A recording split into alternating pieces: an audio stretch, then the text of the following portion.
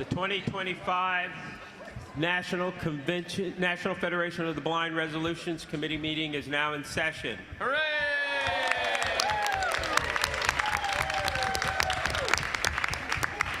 Pamela Allen. Here. Denise Avant. Here. Everett Bacon. Here. Ronald Brown. Yes, sir. Sean Calloway. Here. Marcy Carpenter. Here. Norma Crosby. Here. Chancey Fleet. Here. Deepa Garaya. Here. Rachel Greider. Here. Ever Harrison. Here. Anil Lewis. Here. And Barbara Lewis is up next, but I believe Barbara is not here because she, I believe, broke her leg very recently. So we'll send our condolences and well wishes and get well wishes to her. Sharon Minnecki. Here. Barbara Manuel. Here. Jim Marks. Here. Dr. Mark Maurer. Here. Marty McKenzie. Here. Corb O'Connor is also not with us. As many of you have heard, Corb received a new kidney very recently.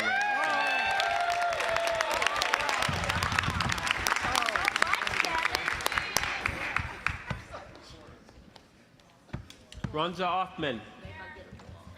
Barbara Pierce. Yes. Casey Robertson. Here.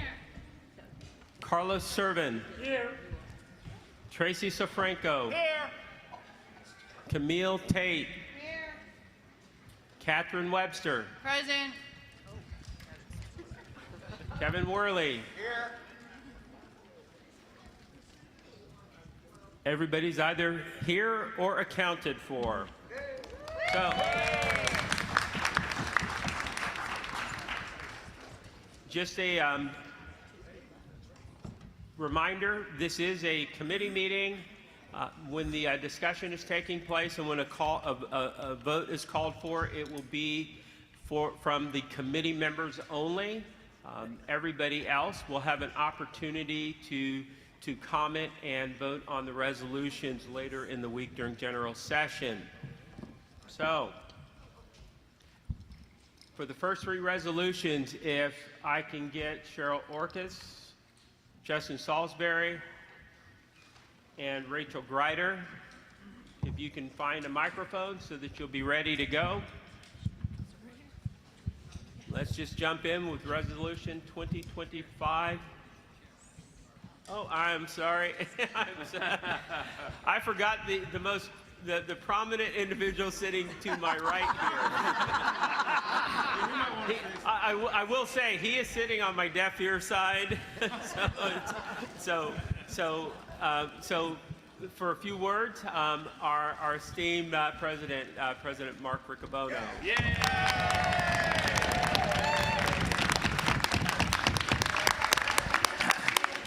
Here, I thought he was just ignoring me the whole time. No. Thank you, Mr. Chairman. For those that don't know, our chairman is Donald Porterfield of Arizona, so thank you. A couple of notes. First of all, welcome to New Orleans, everybody. And, I know the convention's in full swing. A lot of great things happening, and we're making improvements as we go. So I just want to let you know that if you did not get a copy of the instructions for the elevators, they are available at the front desk. And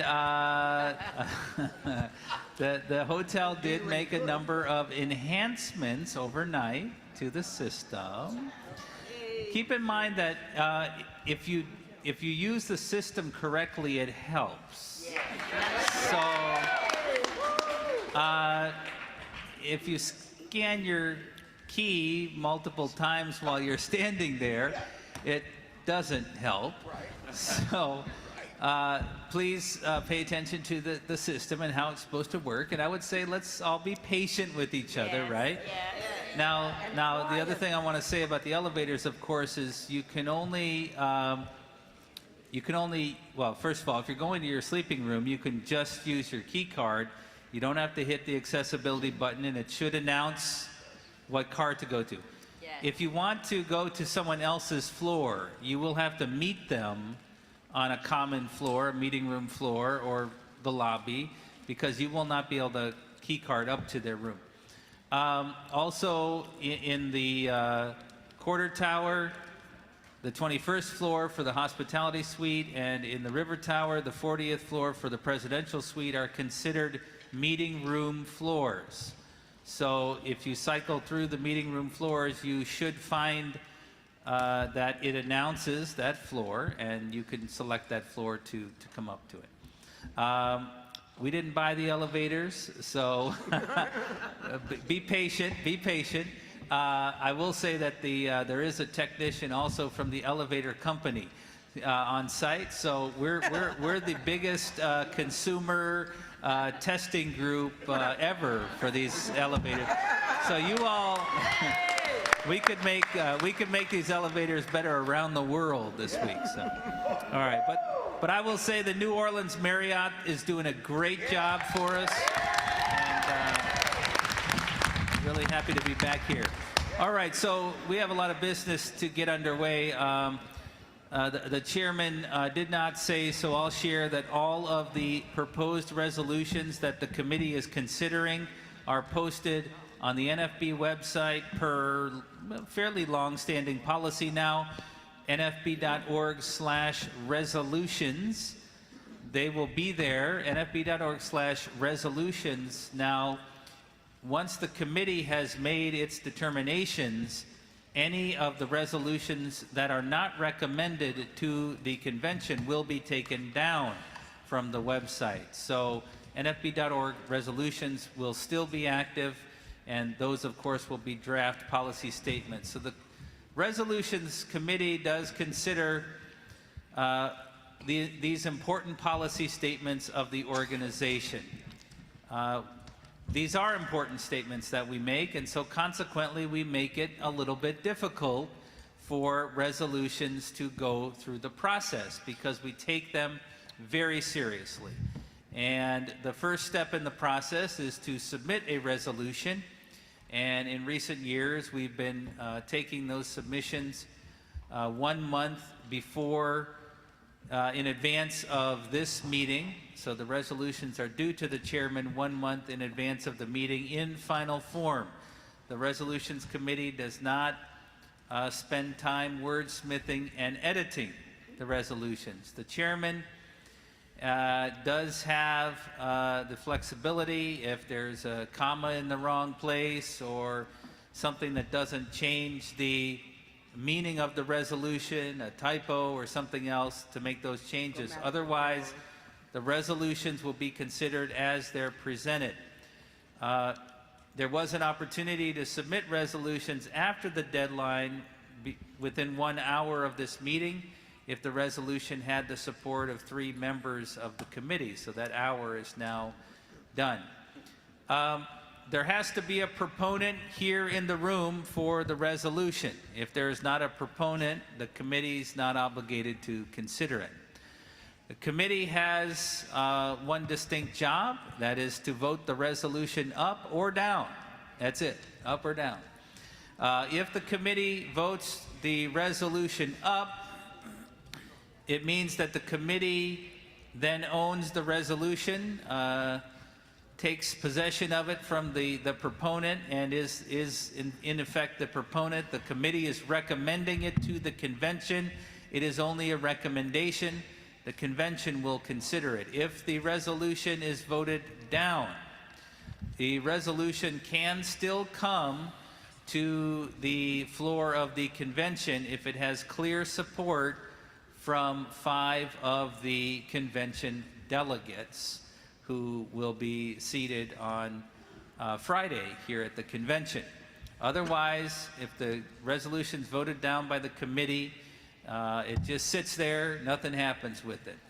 The convention is the ultimate authority, and so it has final decision-making as to our policies. And until the convention adopts a policy, it's not in place. Once a resolution is adopted, it becomes policy until the convention changes that policy, so it doesn't expire. If the convention votes a resolution down, it does not create a policy. It simply doesn't accept to make that policy. A lot of people sometimes want to say, well, they voted that resolution down, so it means X, Y, or Z. It does not. We make affirmative decisions to make a policy or not. These are serious statements, and we should remember that we want to be respectful in our debate and also be factual. And remember that we are a people's movement. We all have a right to speak on a resolution when it comes to the floor. We'll discuss that later in the week. Mr. Chairman, I understand there's no controversial resolutions, so good luck to the committee.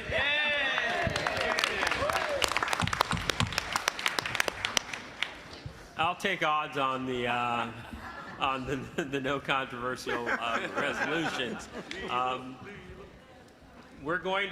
We have 22 resolutions. Of those 22, there is one that did come in as a late submission, and we did receive it in time to get it on the website. It is Resolution 2025-22.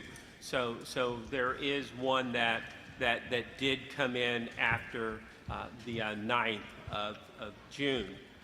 So, without further ado, if we can get the three proponents, Cheryl Orkis, Justin Salisbury, and Rachel Grider, near microphones, we're going to go ahead and get started with 2025-01. Mr.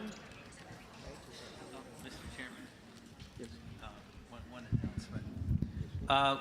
I'm sorry, one additional announcement, and that is a reminder to folks that we do make available at our sessions like this listening devices.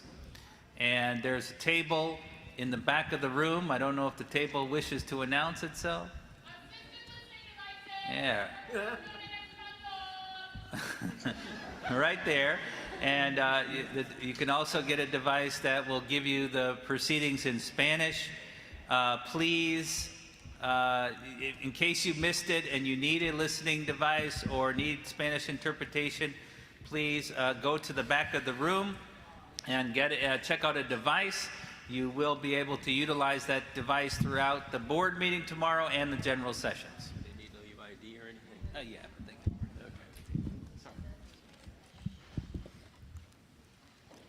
Okay, 2025-01. Regarding standards for Braille signage. Whereas public signage that is intended to provide regulatory information or to facilitate wayfinding, identification, or safety requires accuracy for clear and effective communication. And whereas, because of the Americans with Disabilities Act, ADA, accessibility standards and other related technical guidance on public spaces and facilities, Braille is now commonly found on signs for elevators, doors, stairways, accessible pedestrian signals, APS. And whereas the ADA standards and related guidance have no specific provisions on verifying that Braille signs are error-free, but they do require that Braille on signage be in Grade 2 Braille, more commonly called contracted Braille, meaning that the Braille is to include contractions used according to specific rules.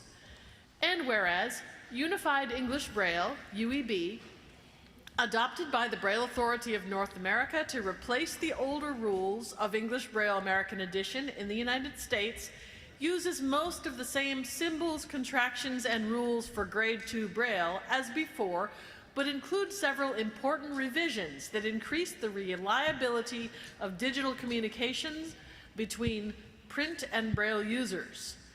And whereas, although nearly 10 years have passed since the implementation of UEB in the United States in 2016, many sign manufacturers have still not updated their software or processes to current UEB standard, for grade 2 contracted Braille, with the result that even some of the newest public signs include outdated Braille with discontinued contractions and other ambiguous usage. And whereas one example of outdated Braille is commonly found on signs for APS, where the ordinal street numbers such as 7th Street are brailled using the contraction for the letters TH in violation of the rule against using contractions immediately followed digits in Braille. Example, 7TH sign should be number sign 7TH. And whereas, although a Braille reader, especially one who learned Braille more than 10 years ago, may be able to infer the intent of the sign in this particular common example, a higher standard should apply for public signage than the reader can figure it out. And whereas, aside from the confusion and potential safety risks of ambiguous or inaccurate Braille on public signs, outdated Braille, even when correct according to pre-UEB rules, fosters uncertainty about the rules, undermining Braille's reliability for communication. If a Braille user assumes that the Braille is correct on a public sign and copies that outdated usage when Brailing for communication with print readers, the conversion to print will not say what the writer intended it to say. Now, therefore, be it resolved by the National Federation of the Blind and convention assembled in the city of New Orleans, Louisiana, that this organization demand that all purveyors of signage in public spaces ensure immediately that their transcription and quality assurance processes are up to date so that their signs are brailled according to the current standard of Unified English Braille.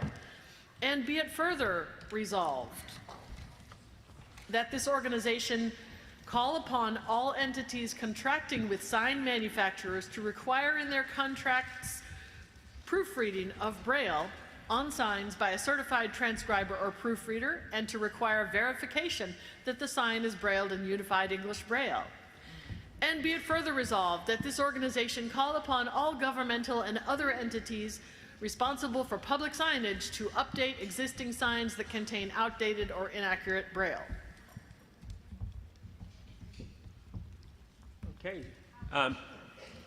Cheryl? Good afternoon, esteemed committee. I'm Cheryl Orgus from the great state of our magnificent president, Wisconsin. I've been an active member since 1982, and I'm an alternative media producer, the director of Audio and Braille Literacy Enhancement in Milwaukee. For years, I have been searching to find sign companies that will actually produce accurate, correct Braille and allow for proofreading, and especially since the UEB has been passed, I've been trying to find sign companies that will do accurate Braille and switch to UEB, and it's been almost impossible. I feel strongly that we must pass this resolution and that we ask that sign companies get with the program, change their software, and get us decent signage. Thank you.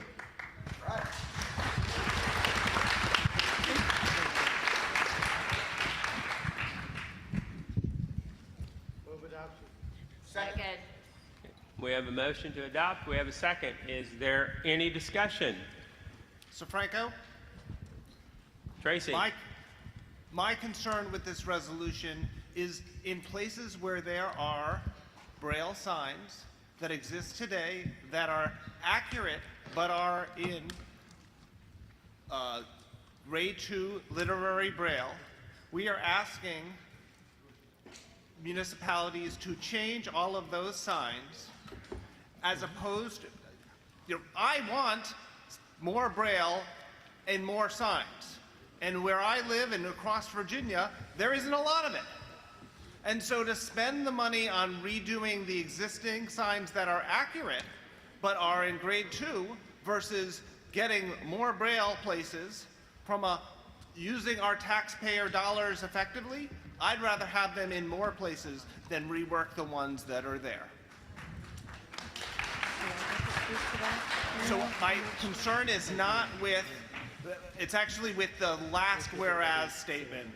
And I'm just concerned about that component. I definitely prefer the accuracy component. Greider? Riley? Oh, Rachel? Yes. Why can't we ask for both?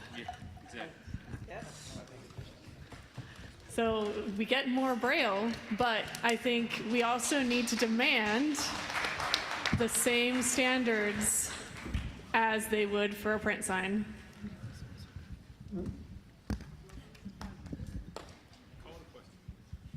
Any further discussion? Hearing none. All those in recommending a do pass, please signify by saying aye. Aye. And all those opposed, please signify by saying aye. Aye. The resolution will be passed up to the convention. So thank you very much.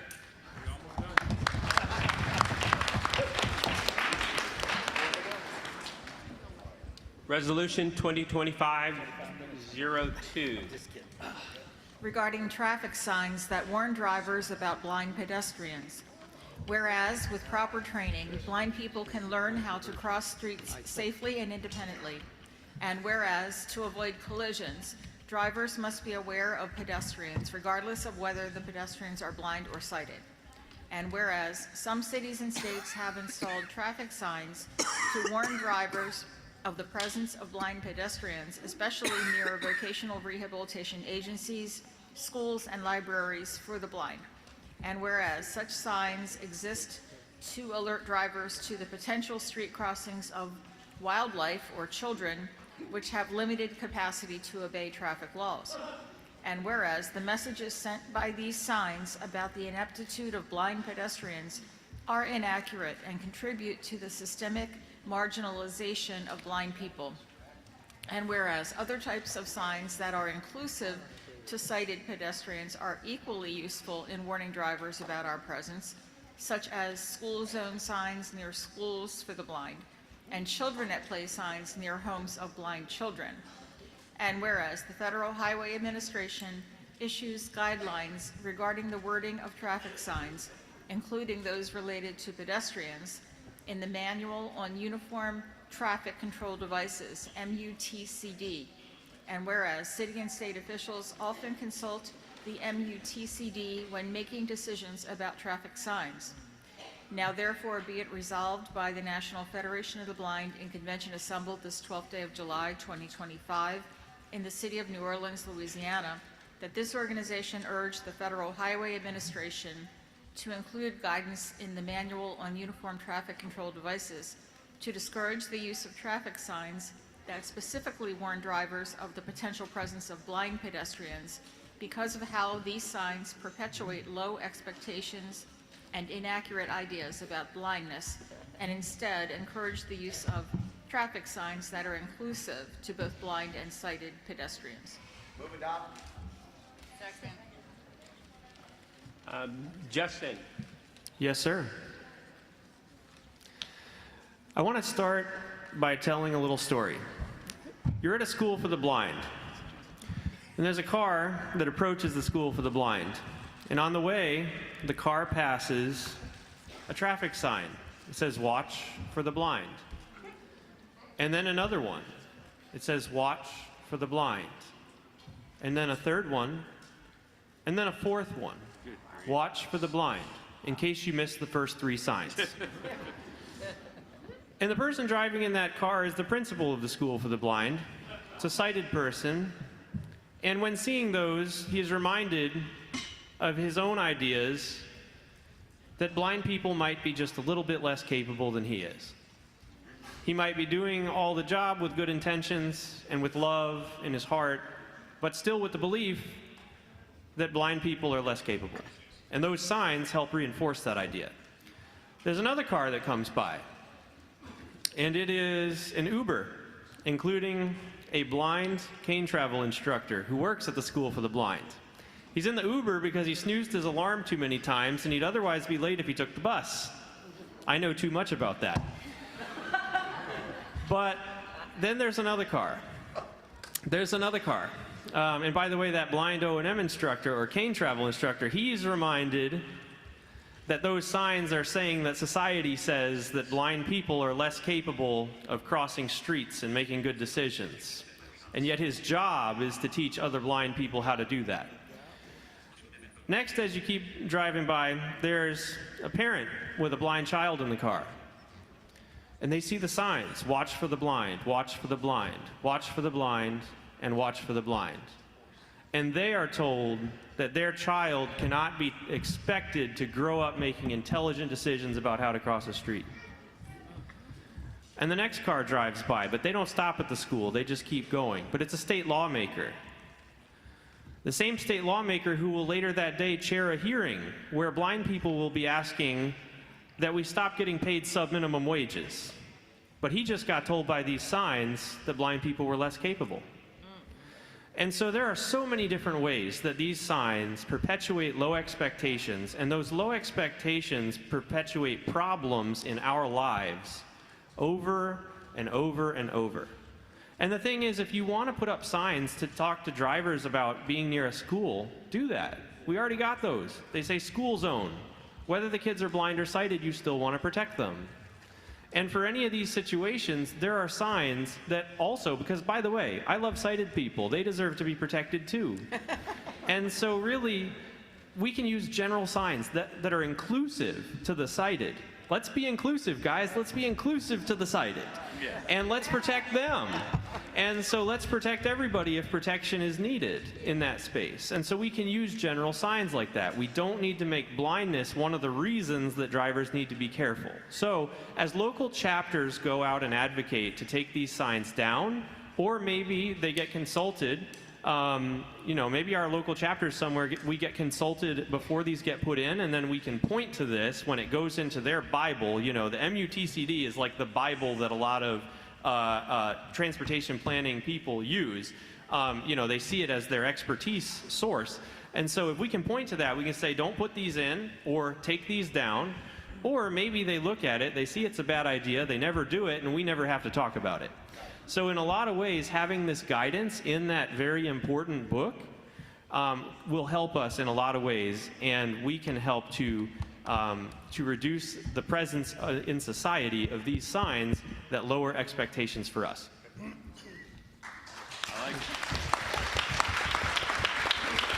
Okay, we have a motion and a second. Is there any further discussion? Any further discussion? Hearing none. All those in favor of recommending that the resolution 2025-02 be passed to the convention, please signify by saying aye. Aye. Any opposed? Sound? Yeah. I think were those in the audience? Okay. Just a general reminder, the only people voting is the Resolutions Committee, and that sounded unanimous to me. So either way, it did carry the vote, so Resolution 2025-02 will be passed up to the convention. Thank you, Justin. Resolution 2025-03.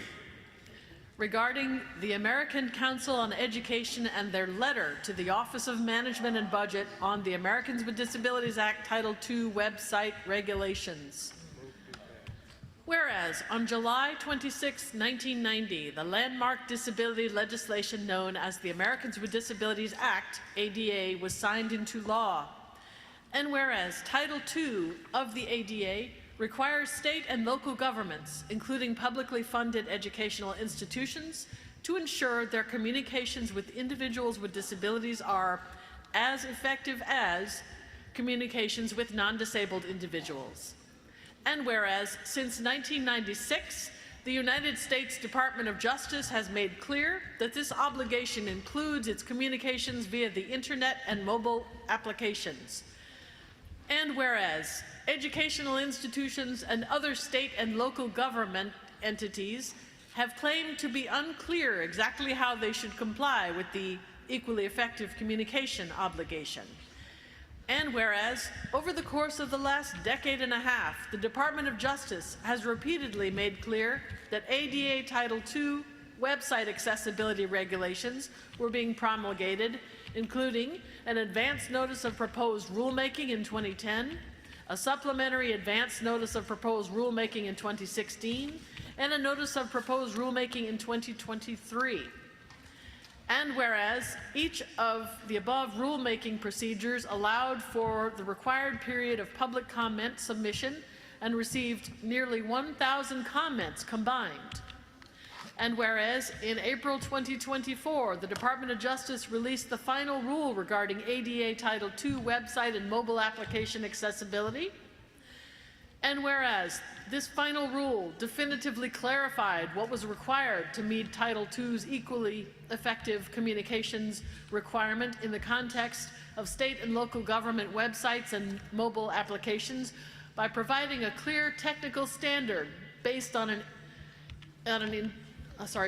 internationally recognized and widely adopted consensus standard, the Web Content Accessibility Guidelines, WCAG. And whereas the final rule established with clarity that educational institutions had been requesting for years and ensured that access to state and local government websites, including those of educational institutions, would be accessible following the rule's effective date. And whereas on May 12th, 2025, the American Council on Education, on behalf of 13 other educational, consumer, and advocacy organizations, sent a letter to the Office of Management and Budget calling on the administration to delay or provide additional information regarding the ADA Title II website and mobile applications accessibility final rule. And whereas the reason given for this requested delay is a lack of clarity as to what compliance may necessitate, even though clarity is exactly what the final rule provides, now therefore be it resolved that this organization condemn and deplore the American Council on Education for its brazen and shameless attempt to evade the requirement that education be accessible to Americans with disabilities by asking the Department of Justice to delay the ADA Title II website and mobile applications accessibility final rule. And be it further resolved that this organization condemn and deplore American Association of Community Colleges, American Association of State Colleges and Universities, American Indian Higher Education Consortium, Association of American Universities, Association of Catholic Colleges and Universities, Association of Jesuit Colleges and Universities, Association of Public and Land-Grant Universities, Council of Graduate Schools, EDUCAUSE, Hispanic Association of Colleges and Universities, National Association of Colleges and University Business Officers, National Association of Independent Colleges and Universities, and National Association of Student Financial Aid Administrators for being complicit in this scheme to undermine website and mobile applications accessibility. And be it further resolved that this organization demand that the United States Department of Justice maintain the current implementation schedule for the final rule. And be it further resolved that this organization demand that the United States Department of Justice maintain all the current requirements of the final rule, as there is no basis for reconsidering a rule that has already gone through more than a decade of consideration, public input, and adjustment. Move to pass. Second. Rachel. All right. How many of you here have faced accessibility barriers when trying to access the internet? Wow. Lots of people, right? And think about how many of those websites were government funded or educational websites.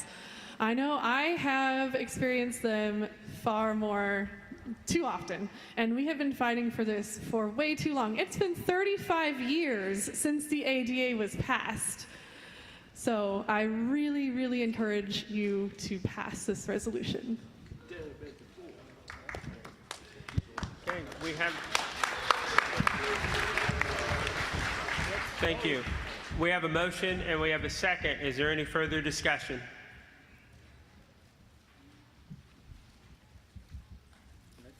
Hearing none. All those in favor of recommending do pass, please signify by saying aye. Aye. Any opposed? Hearing none.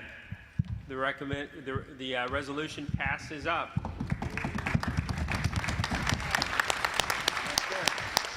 If I can get Maurice Mines, Chris Danielson, and Debbie Brown near microphones. Resolution 2025-04. Regarding the lack of deafblind leadership at Helen Keller Services and the Helen Keller National Center for Deafblind Youths and Adults.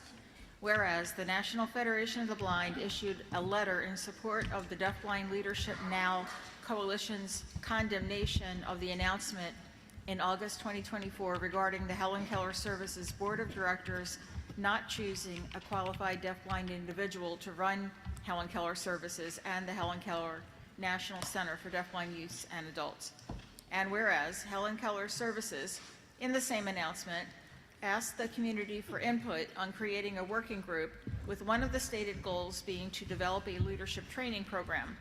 And whereas Helen Keller Services apparently has a working group of hand-picked non-consumer representative deafblind persons, and whereas the organization has not included consumer groups or organizations of and for the deafblind in this working group, and whereas Helen Keller Services has given no timeline for when this group might meet, how the group might function, or even whether it will address the goals of the petition circulated within the deafblind community and the blindness community in general.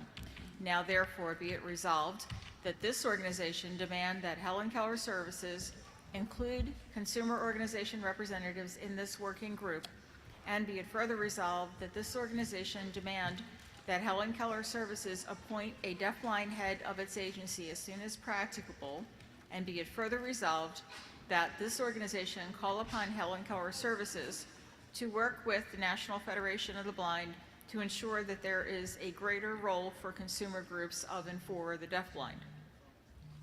Move adoption. Second. Is Maurice Mines in their microphone?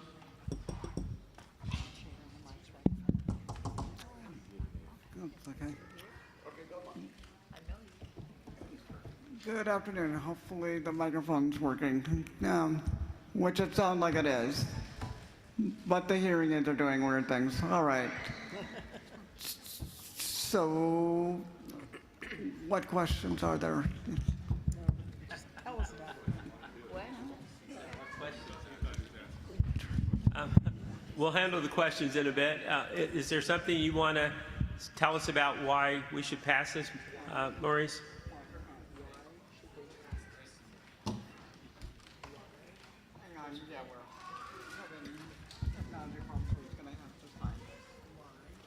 The interpreter is just signing to him. Hold on one moment. Got it. I understand. All right. Should they pass? Right. Understand. Microphone. Let's get them front. So here's the reason why I think that this is important for the committee to pass this. I think that, so far as I can tell, the agency is not interested in hearing from consumers. They, had been promising the community that they were going to do this for more than a decade. And last time they did it, said, sorry, we'll come back, we'll look at it the next time. This time around, they didn't, and the only one deafblind person on the board said, hey, we've got a problem. Looks like they're ignoring the community. I'll tell you, I sent them a letter about this.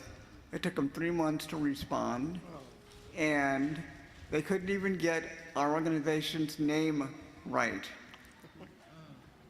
And, the letter came out of left field. It was clearly designed to say, thanks for talking to us, but could you please just go away? And so that's why the resolution's here. because we're not going to go away. We're going to keep working on trying to get them to understand that we're the deafblind of this country and we should be listened to. Thank you.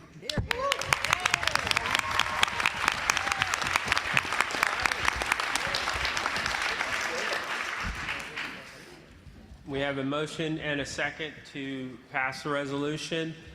Is there any further discussion? Any further discussion? Hearing none. All those in favor of recommending a do pass on the resolution, please signify by saying aye. Aye. Any opposed? Hearing none. Resolution 2020-504 will be passed up to the convention.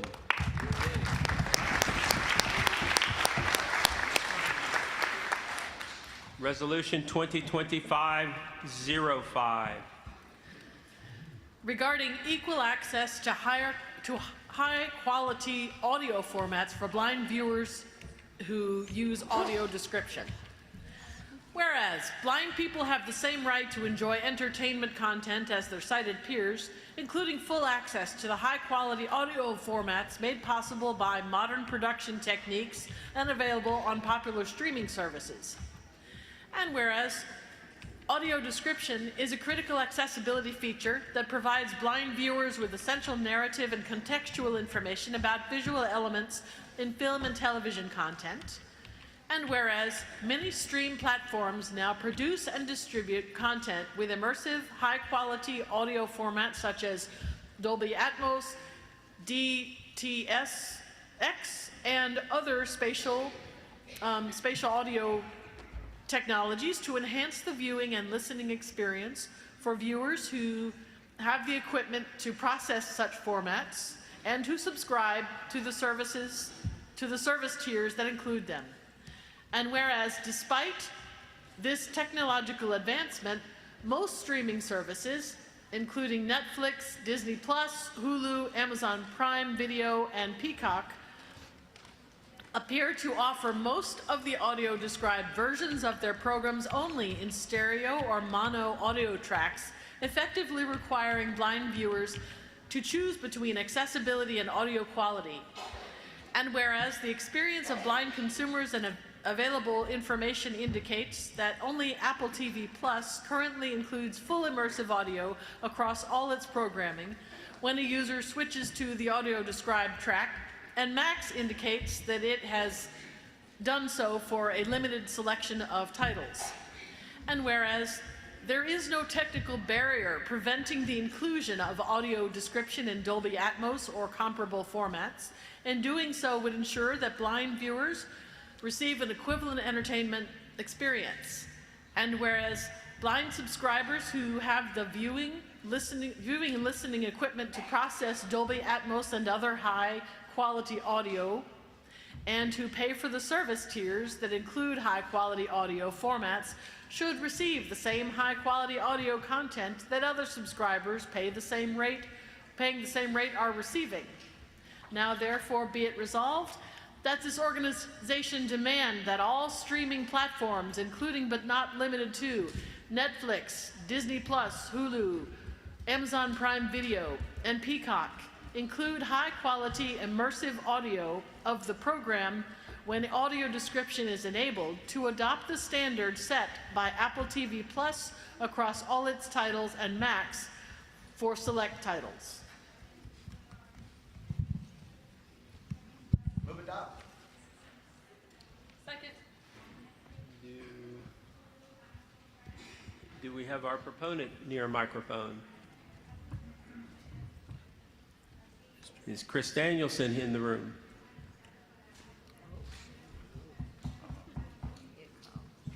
He's not on staff.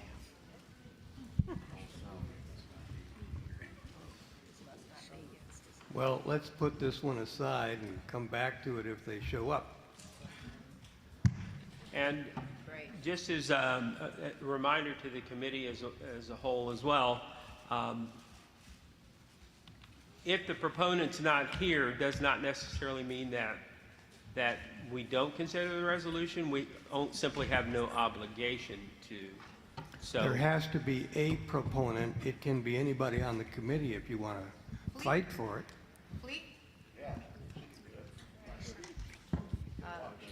I'm super excited about this resolution. It may seem like an extra, like a nice to have, but the fact is that when the audio is subprime, that is really distracting and it takes one out of the story. And as has been said in the resolution, folks are paying for an experience, and downgrading that experience is not acceptable. I think that this was well written and laid out its argument, and I'm excited to support it. So, Mr. Chairman, we've got a proponent after all. Here, here.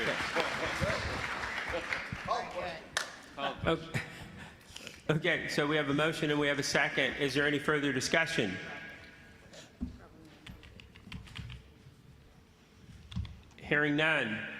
All those in favor of recommending 2025-05 do pass, please signify by saying aye. Aye. Any opposed? Man, I have to agree with you. Me too. I didn't hear that. Never mind. Okay. Okay. Thank you, Chancey. The recommendation, or the resolution will be passed up to the committee, or to the convention. So thank you very much.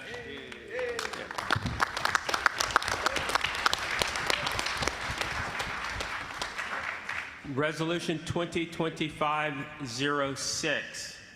Regarding internet service providers, whereas many Americans rely on the internet to access information, and whereas internet service providers are necessary for connection to the internet, and whereas many blind people rely on access technology to connect to the internet, and whereas many blind people own access technology they cannot use because they cannot connect it to the internet, e.g., according to the National Library Service for the Blind and Print Disabled, only 20% of BARD users are able to connect directly to BARD, despite free and low-cost equipment that would enable them to do so.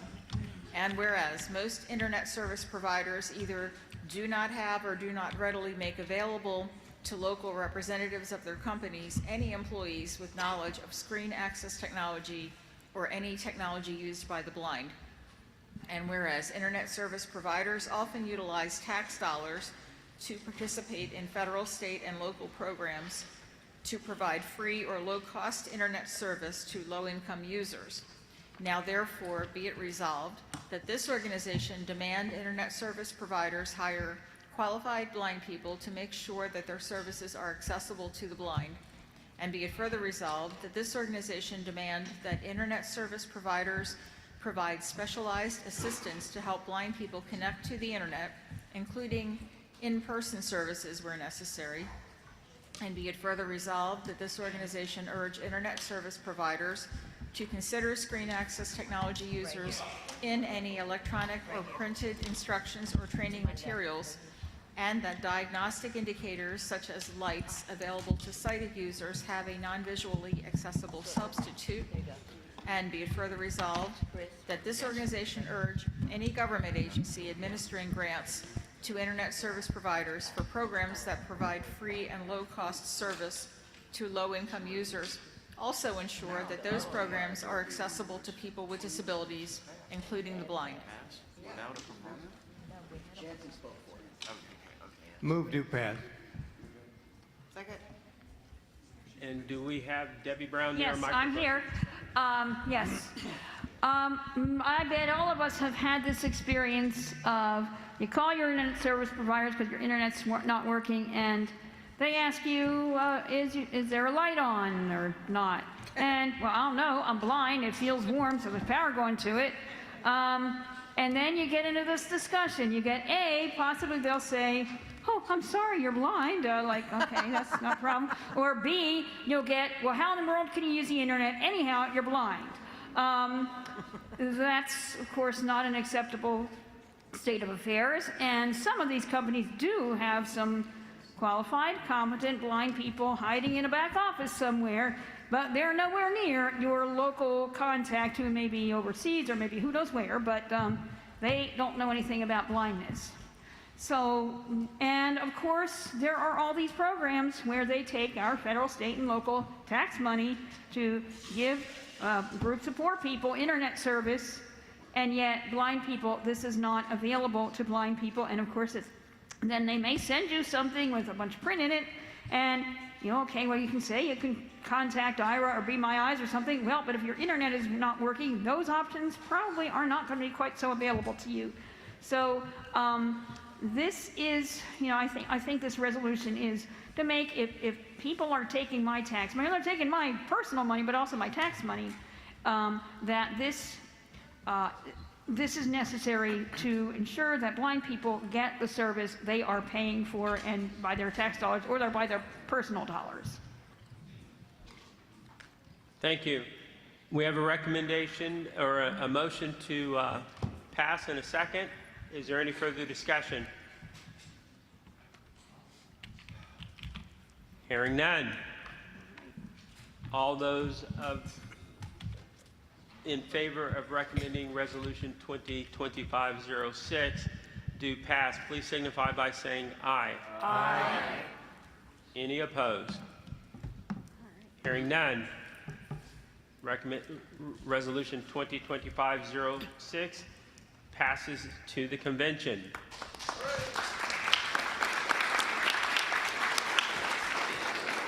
Next up, if I can get Dr. LaShawna Fant, Denise Brown, and Steve Cook near microphones. Resolution 2025-07. Regarding Medicare telehealth benefits. Whereas in March 2020, Medicare telehealth benefits were expanded to help mitigate the risk of exposure to COVID-19 by allowing Medicare beneficiaries to conduct virtual checkups with their physicians. And whereas the expansion of these benefits was of great value to blind and low vision Americans, particularly those who live in rural areas who may have difficulty securing reliable transportation for regular physician visits.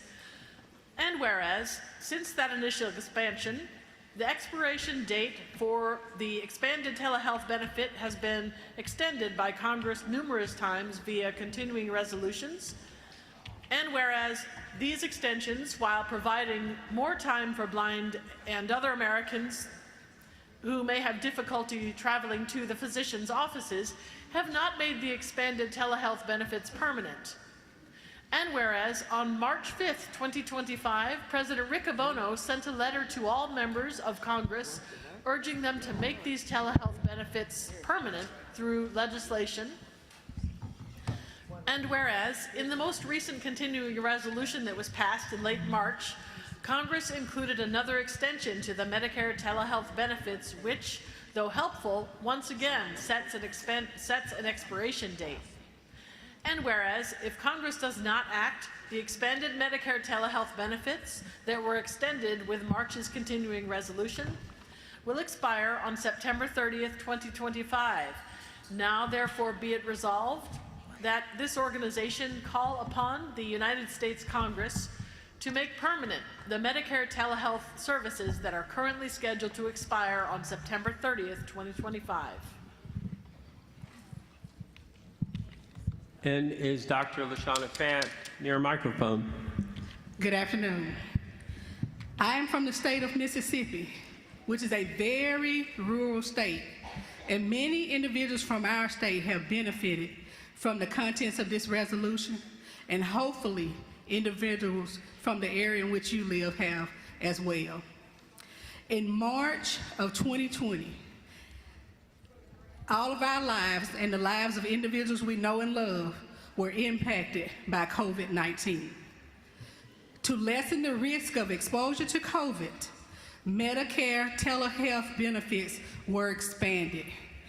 This was of great aid to blind individuals, especially those who live in rural areas and rely on transportation. Because of these expanded benefits, we could have virtual checkups with our doctors.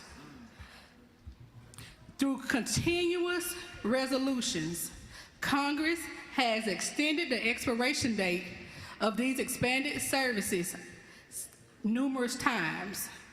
but they have not made them permanent. President Riccobono sent letters to every member of Congress on March 5th of this year urging them to make these telehealth benefits permanent. Since the last continuous resolution, these benefits are slated to expire on September 30th of this year if there is not another continuous resolution. It's simple as this. We are urging the United States Congress to make permanent these Medicare telehealth benefits. Committee, I do urge you to please pass this resolution up to the convention. Thank you.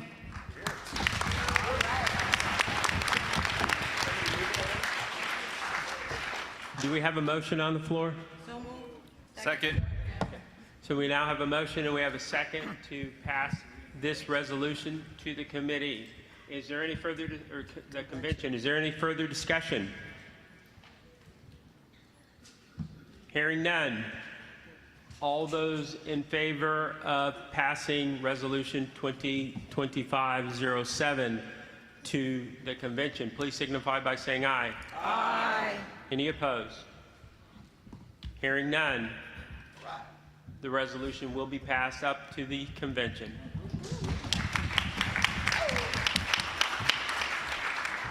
Resolution 2025-08.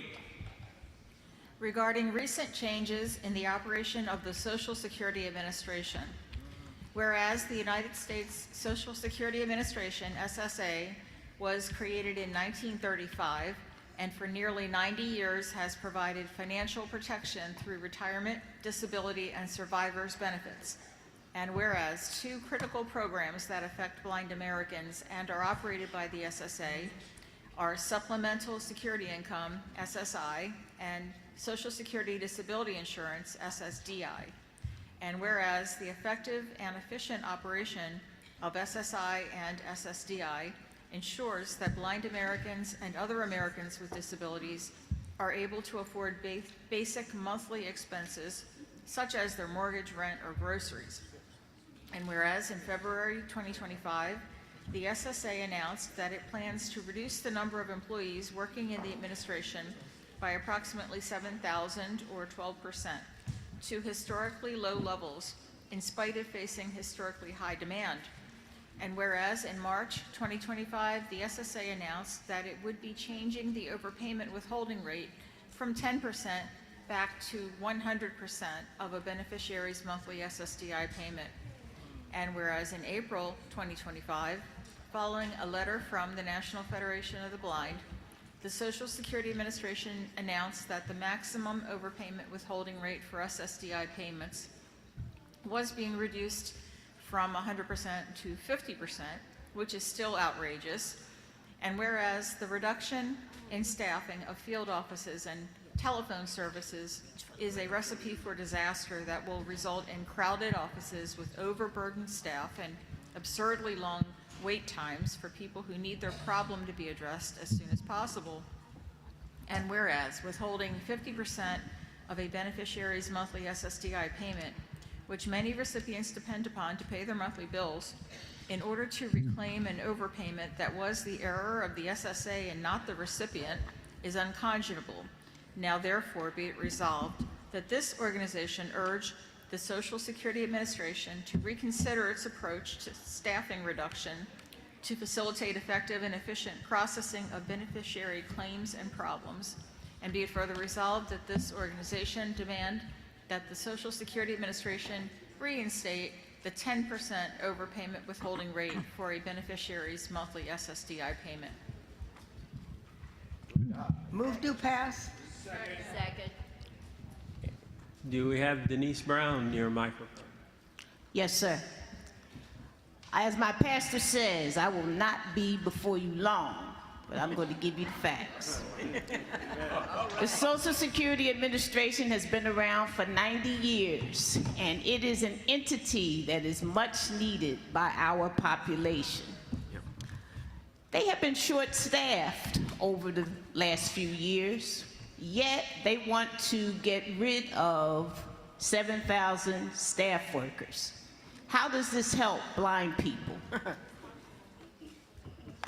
We have a hard time getting to their offices as it is, especially if you live in rural areas. But they want to close some of the field offices and the regional agencies. How is this helping blind people? They give us an overpayment, but they want us to pay it back by taking all of our payment, or at least 50% of it, when it wasn't our fault that they gave us an overpayment. Let's take it back to the 10%. The agency now is acting like a hindrance to us and not a help. With these short staffings, is everyone going to get their payments on time? Might they be missing for some months? They have to go back to the drawing board and treat us with dignity. So I do ask that this committee do pass this resolution so that we can be treated with the dignity that we definitely need in this community. Second. We have a motion to pass up and a second. Is there any further discussion?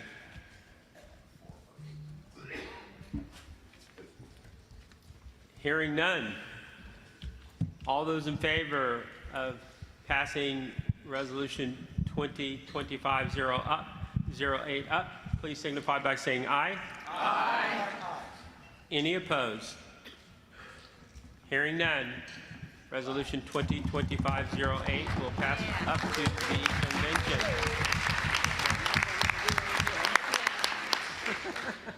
Resolution 2025-09. Regarding improving accessibility of enterprise software tools. Whereas blind employees routinely encounter inaccessible software tools when joining new employers, creating barriers to productivity and career advancement. And whereas modern startups and enterprises rely heavily on cloud-based software as a service, SaaS, solutions for collaboration, project management, human resources, finance, and equity management. And whereas blind entrepreneurs with the capacity to create jobs and bring innovative ideas to fruition are disadvantaged when packages commonly used at startups are not accessible.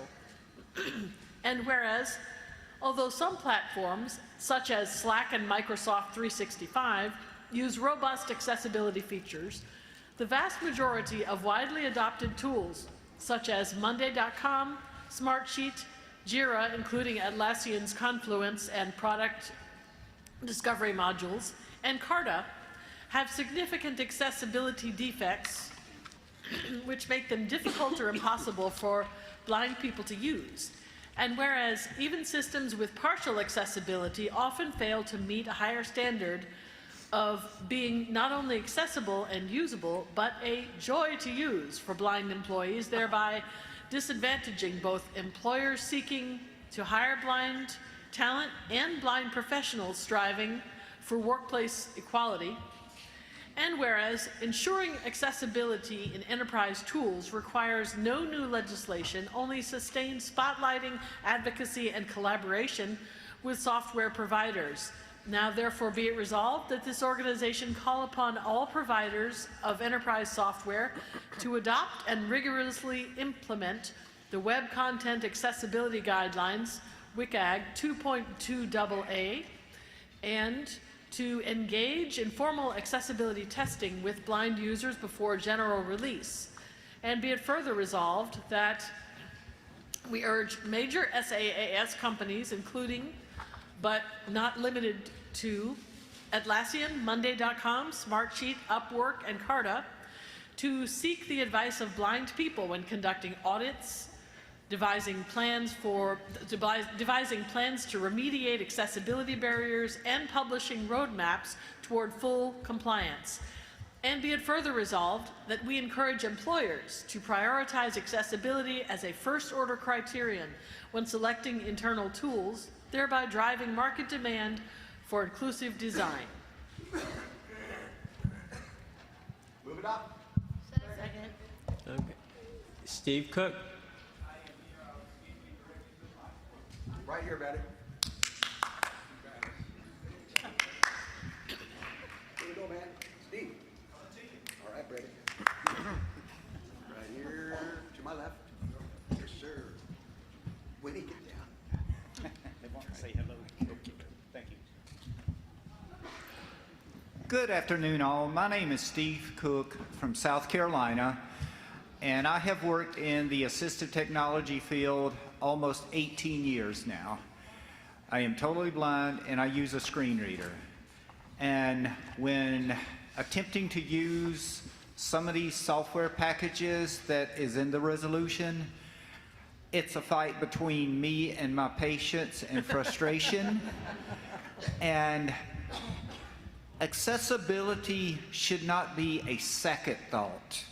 It should be the first thought when people are creating software packages, no matter what the disability, especially for us that use screen readers.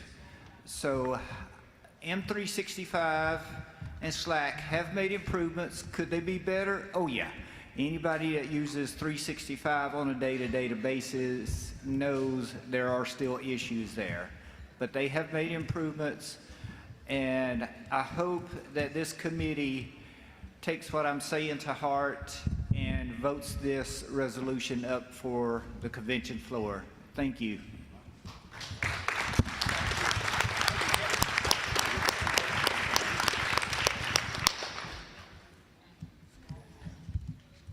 Is there a motion? We already did it. Okay, motion and a second. So we have a motion and a second. Is there any further discussion?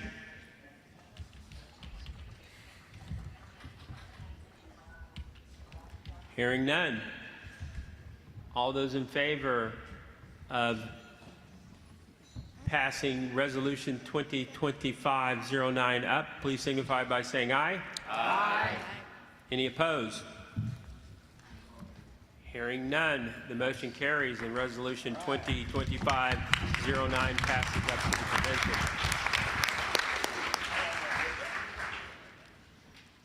Next up, if we can get Justin Salisbury back. Yes, sir. Necki and Amy Porterfield, if you can find microphones. Resolution 2025-10. Regarding the accessibility of human research protection program processes. Whereas a human research protection program, HRPP, is a comprehensive system within a research institution designed to safeguard the rights, safety, and welfare of human research participants. And whereas an institutional review board, IRB, is a committee within an HRPP that reviews and monitors research involving human participants to ensure their rights, safety, and welfare are protected, and that research is conducted ethically and in compliance with federal regulations. And whereas researchers inside and outside academia must gain approval from an IRB to conduct research, but accessibility barriers in the IRB approval processes make it more difficult for blind researchers to gain the necessary approval. And whereas the Office for Human Research Protections, OHRP, is the primary federal agency responsible for protecting human research subjects and ensuring that the HRPPs comply with federal regulations. And whereas the Food and Drug Administration, FDA, also regulates HRPPs and provides guidance for their operation, particularly for clinical investigations involving FDA-regulated products, such as biological products, drugs, and medical devices.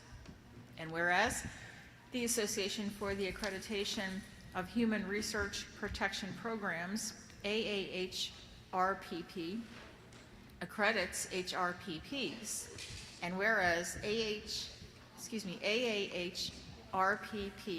accreditation signifies that an organization adheres to rigorous standards for conducting ethical research and protecting participants. And whereas none of these entities, the OHRP, the FDA, nor the AAHRPP, explicitly require HRPPs to ensure that their processes are accessible to blind researchers.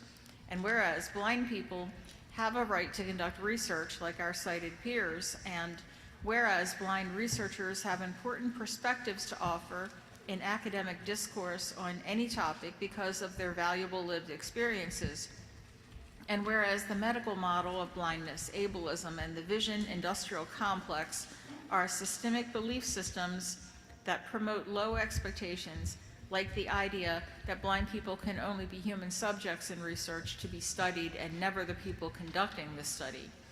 And whereas inaccessible HRPP processes, including trainings, forums, and web portals that researchers must use to engage with HRPPs as they conduct research, create barriers to the full participation of blind researchers in HRPPs, marginalizing the blind researchers and also jeopardizing the ethical standards that the programs aim to uphold.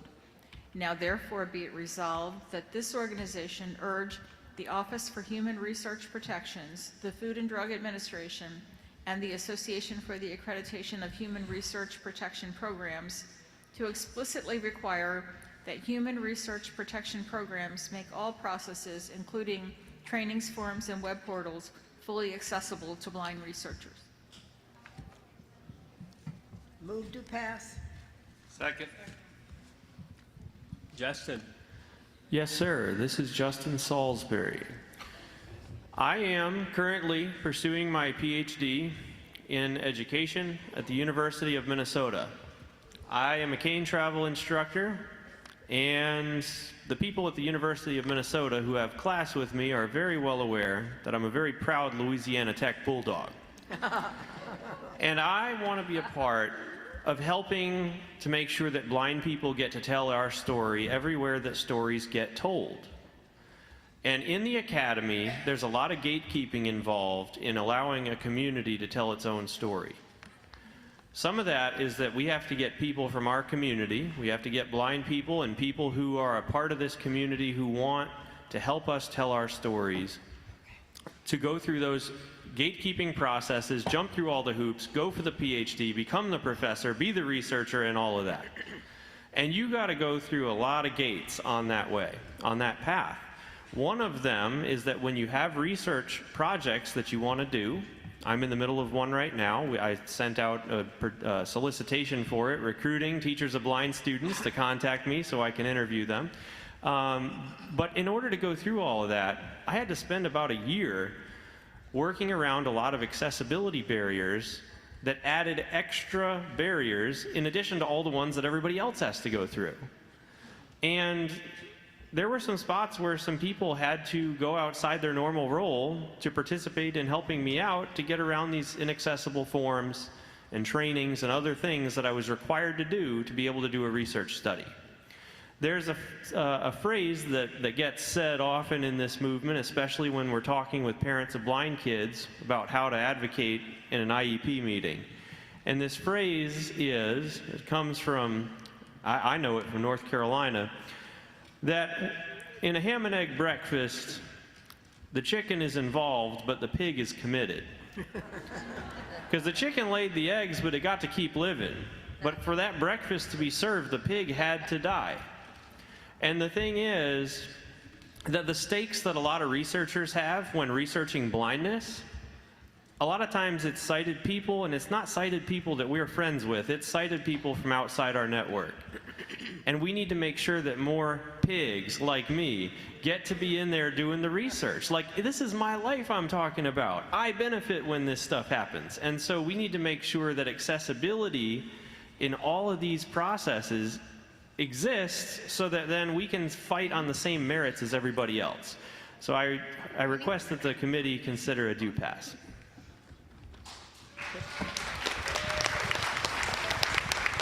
Thank you, Justin.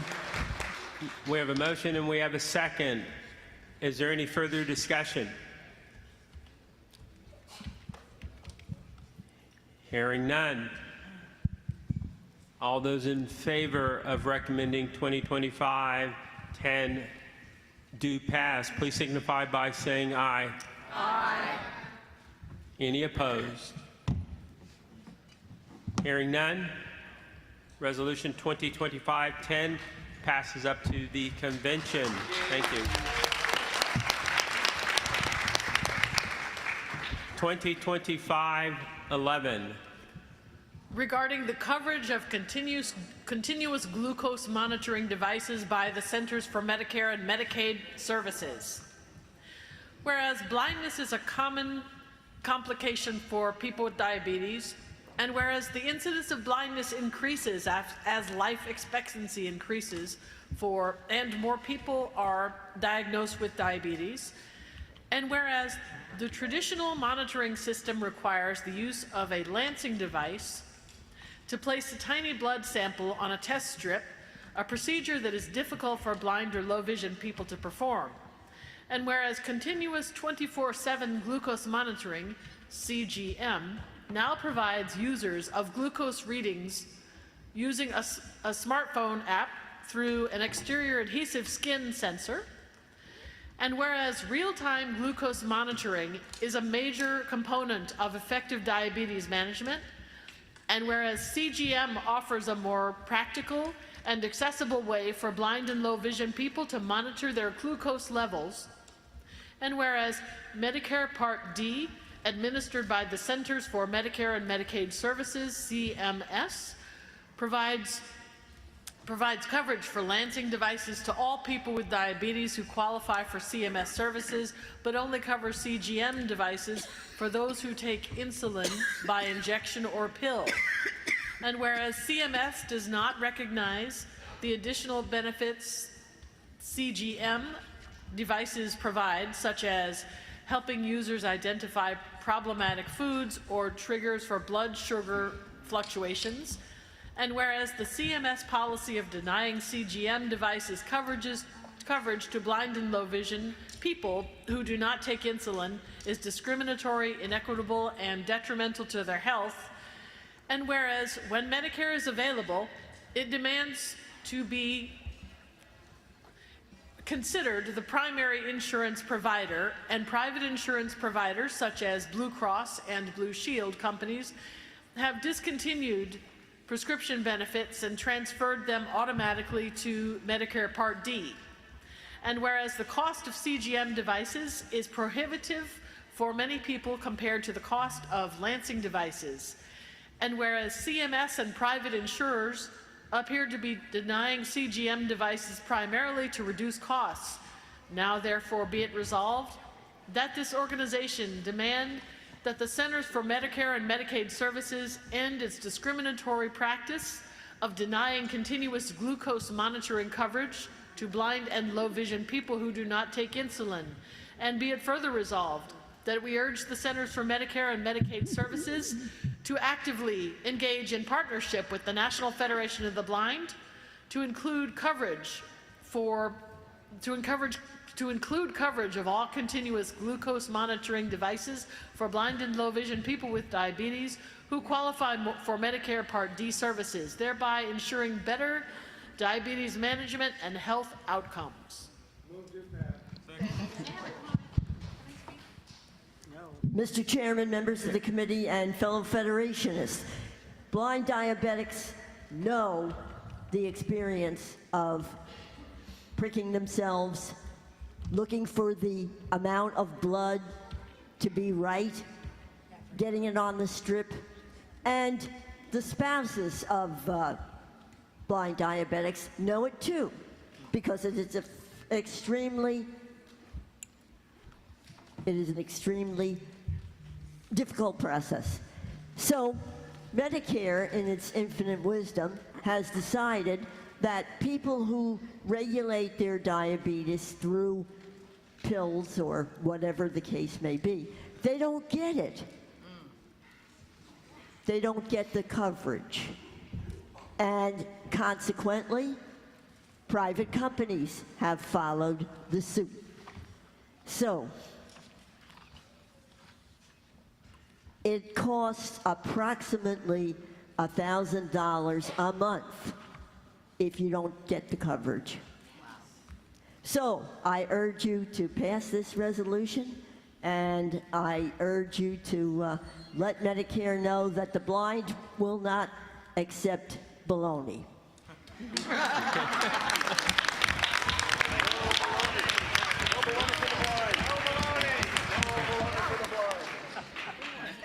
We have a motion and a second. Is there any further discussion?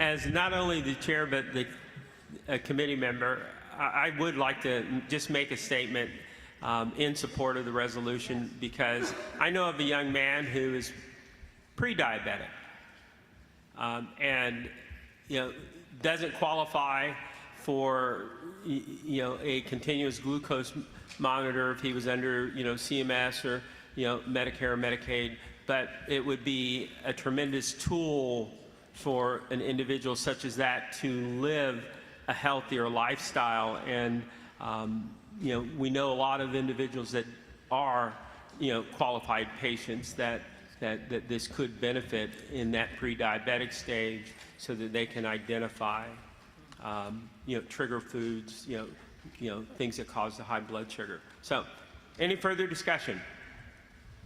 Can I make a comment from the audience? I hear somebody saying something. An audience member wants to. Okay. Today is not the time where we're going to call on the audience. You will have an opportunity later this week in the general session.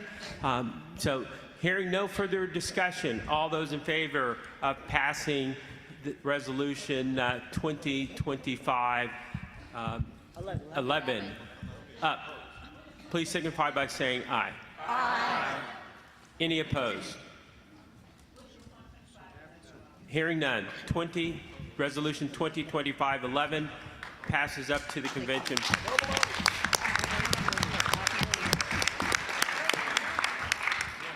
Resolution 2025-12. Regarding the demand for accountable and inclusive lawmaking. Whereas the National Federation of the Blind, the transformative organization that advances the lives of its members and all blind people in the United States, recognizes that blindness crosses all boundaries of race, class, gender, and geography, and therefore our movement reflects the full diversity of the American experience. And whereas blind people continue to face deeply entrenched barriers that limit our full participation in society, not due to our blindness, but because of systemic inaccessibility, outdated perceptions, and exclusion from policymaking process. And whereas the members of the National Federation of the Blind organize, advocate, and mobilize to build a society where blind people live independently, work competitively, access education equitably, and are full participants in community and civic life, not as recipients of charity, but as equal members of society. And whereas we fight for the non-visual accessibility of technology, infrastructure, and services, because accessibility is not a luxury, it is a civil right, and its implementation benefits everyone through inclusive, forward-thinking design. And whereas our independence and dignity are protected by civil rights laws that we have fought to win, and which we must now fight to preserve. And whereas across the country we are witnessing a disturbing trend of executive orders, legislative rollbacks, and regulatory changes, often carried out without consultation, transparency, or understanding, that threaten the civil and human rights of blind people.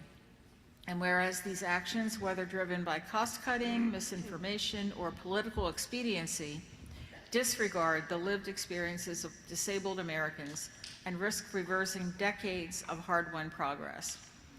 And whereas in 2025 alone, our movement has issued powerful, timely, and evidence-based statements to confront misguided policies and demand justice, including comments opposing the FTC's consent order with Accessibility and the promotion of ineffective overlay solutions, January 27, Objection to Texas Attorney General Ken Paxton's position in Texas v. Kennedy, March 4. Defense of access to Medicare telehealth options, March 5. Opposition to proposed rule changes weakening the Randolph-Shepard program, March 10. Advocacy for full funding of the Institute of Museum and Library Services, March 19. Protest of the executive order seeking to dismantle the Department of Education, March 25. A forceful response to the Social Security Administration's harmful policy proposals, March 26. Testimony to Congress defending the National Library Service for the Blind and Print Disabled, April 9. Opposition to proposed rule changes by the Department of Energy that would roll back accessibility rules for new construction, June 6. And whereas blind Americans demand, not request, a seat at every table where decisions are being made that affect our lives, our rights, and our futures. And whereas the National Federation of the Blind, a nonpartisan organization, will not remain silent while the rights and futures of blind Americans are being debated without our voices present. Now therefore be it resolved that this organization demand all publicly elected officials reject reactive, exclusionary, and uninformed policymaking, and instead commit to transparent, accountable, and inclusive decision-making that centers the voices of those directly affected. And be it further resolved that this organization demand that elected officials consult and partner with the National Federation of the Blind and other national disability-led organizations when proposing, revising, or dismantling laws and policies that affect blind people, recognizing our expertise, leadership, and right to shape the systems that govern our lives. Yeah.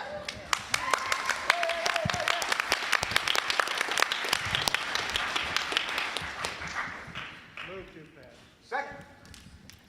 Okay. Amy. Right here, right here. Right by Sharon there. Come in. Good job, Amy.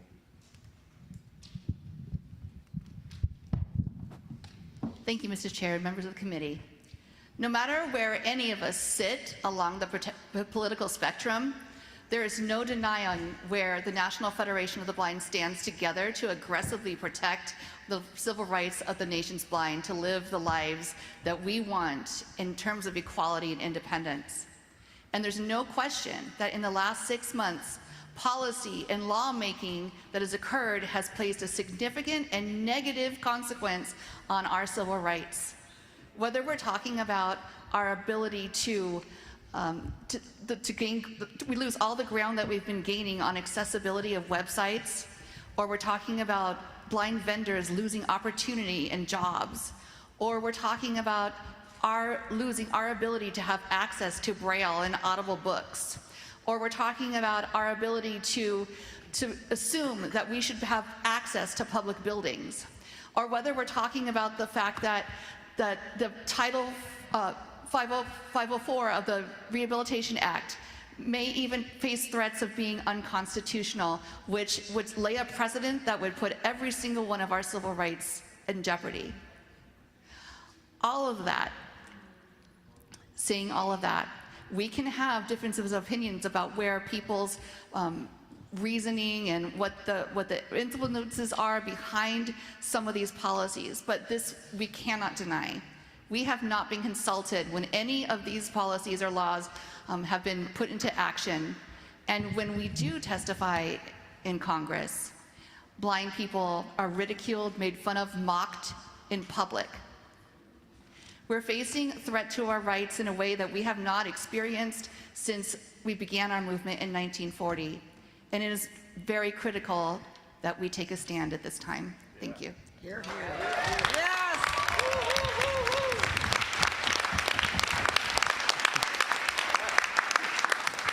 Thank you, Amy. We have a motion and we have a second. Is there any further discussion?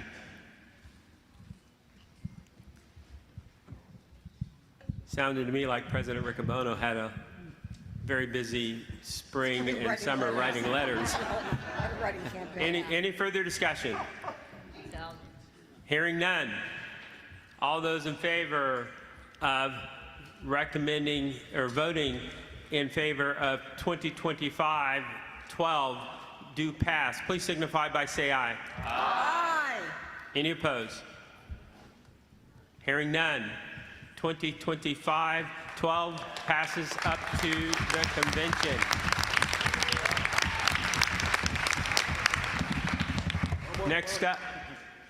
Next up, if I can get Maurice Mines, Tara Chavez, and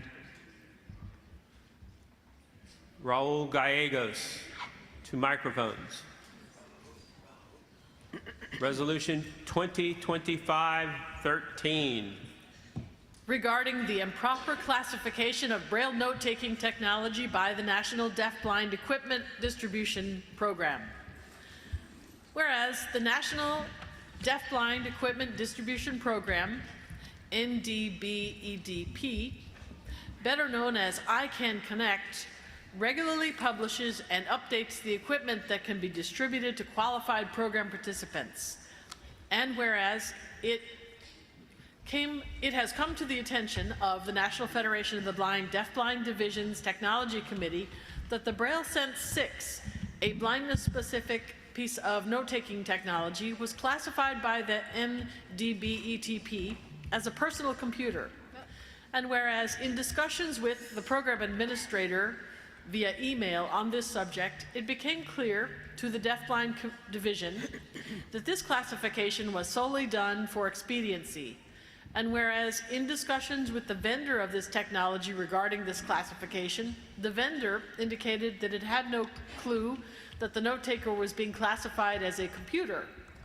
And whereas the Deafblind Division's Technology Committee, while consulting with National Federation of the Blind Access Technology Specialist, who managed the International Braille and Technology Center for the Blind and other stakeholders, determined that the BrailleSense 6 was likely classified as a computer due to the cost of the item, nearly $6,000, and whereas the current rules of the program specifically state that clients may only have one computer, and whereas since the BrailleSense 6 note taker is classified as a computer, if a client needs or requests a note taker to go along with a computer, the client runs the distinct risk of being asked to return a computer that they have been assigned in order to be awarded the use of a note taker. Now, therefore, be it resolved that this organization urged the National Deafblind Equipment Distribution Program and its network partner, the Perkins School for the Blind, to work with the National Federation of the Blind to find an appropriate note taker classification so as to clarify with clients and other interested persons that Braille-based note-taking technology is a note taker and not a personal computer. And be it further resolved that this organization demand that ICANN Connect and its network partners refrain from classifying note-taking technology as a personal computer simply because of the cost of note-taking technology. And be it further resolved that this organization demand that the ICANN Connect program administrator and their network partners educate trainers and state-authorized agencies to inform clients about the differences between a personal computer and a note-taking device intended for blind people. Move adoption. Maurice, are you ready?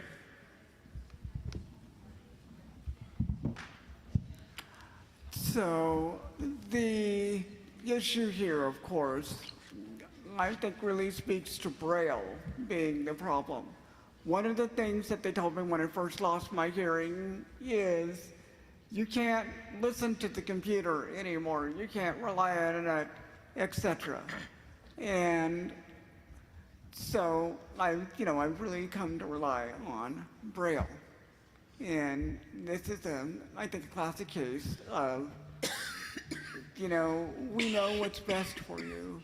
Can't you just accept that? And the answer is, of course, no. Most of us use Braille. So you can't tell us that if we have a computer, which I know of no off-the-shelf computer right now, where you can just get Braille along with the speech easily without using a separate Braille device. And because, they work with the Perkins School. I think the people making the decisions don't really understand how valuable Braille is to the community, because they believe the myth that speech is just fine. But of course, we really are deafblind. I know that one person from Washington State would say, hey, that rhymes, but the point is that that's the reason for this resolution.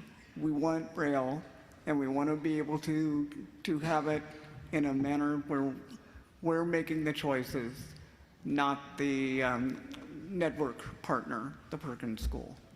And we want them to work with the National Federation of the Blind so that we can have that choice and have the right information before we make that choice. That's why I'm asking about this classification, because I think classifying it properly will allow someone to make the proper choice going forward. So vote for Braille, you guys. Got it.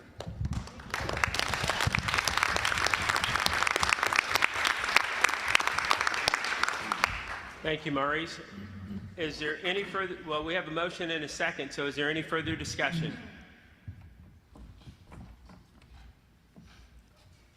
Hearing none. All those in favor of recommending that Resolution 2025-13 do pass, please signify by saying aye. Aye. Any opposed? Hearing none, the motion carries.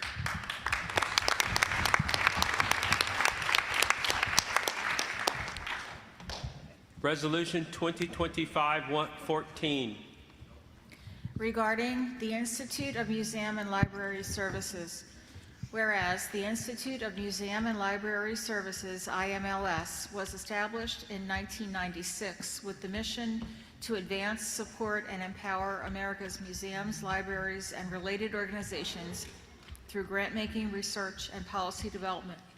And whereas the IMLS is the largest source of federal funding for libraries in the United States, distributing hundreds of millions of dollars to institutions in all 50 states and the District of Columbia each year. And whereas there are more than 120,000 libraries across the country, which serve as important centers for community engagement, the furtherance of literacy, extended research, and internet access for Americans. And whereas state libraries for the blind and print disabled in states across the country depend upon funding from the IMLS in order to provide a critical source of Braille and other specialized audiobooks for blind and low vision Americans. And whereas on March 14, 2025, President Trump issued Executive Order 14238 that directed the elimination of the Institute of Museum and Library Services, as well as several other agencies. And whereas without funding from the IMLS, blind and low vision Americans across the country will lose access to critical services provided by state libraries for the blind and print disabled. Now therefore be it resolved that this organization demand that President Trump rescind the directive to eliminate the Institute of Museum and Library Services in Executive Order 14238, and be it further resolved that this organization call upon the United States Congress to ensure that state libraries for the blind and print disabled remain fully funded via the IMLS Grants to States program for the 2025 fiscal year and beyond. Move adoption. Good All right. afternoon. I am speaking in support of this resolution because as a blind individual, reading is crucial. And the State Library for the Blind in New Mexico is part of that network that IMLS serves. Without remaining fully funded, we would lose access, as the resolution has already stated, to critical Braille and talking books. Technology that allows us to download books on Bard and different things like that. This is crucial for us to continue living the lives we want as our federation, as we do in this federation. I urge the committee to pass this resolution to the convention. Thank you. Thank you, Tara.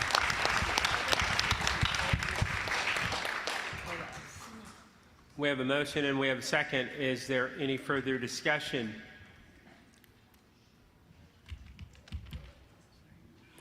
Hearing none. Resolutions 2025-14 passes. Well, hold on a second. Let me back up. Is there any further discussion? Let me back up. Hearing none. All those in favor of passing Resolution 2025-14 up to the convention, please signify by saying aye. Aye. I knew it was going to pass. Right. Any opposition? Well, hearing none, Resolution 2025-14 will pass up to the convention. Thank you very much, Tara. Resolution 2025-15.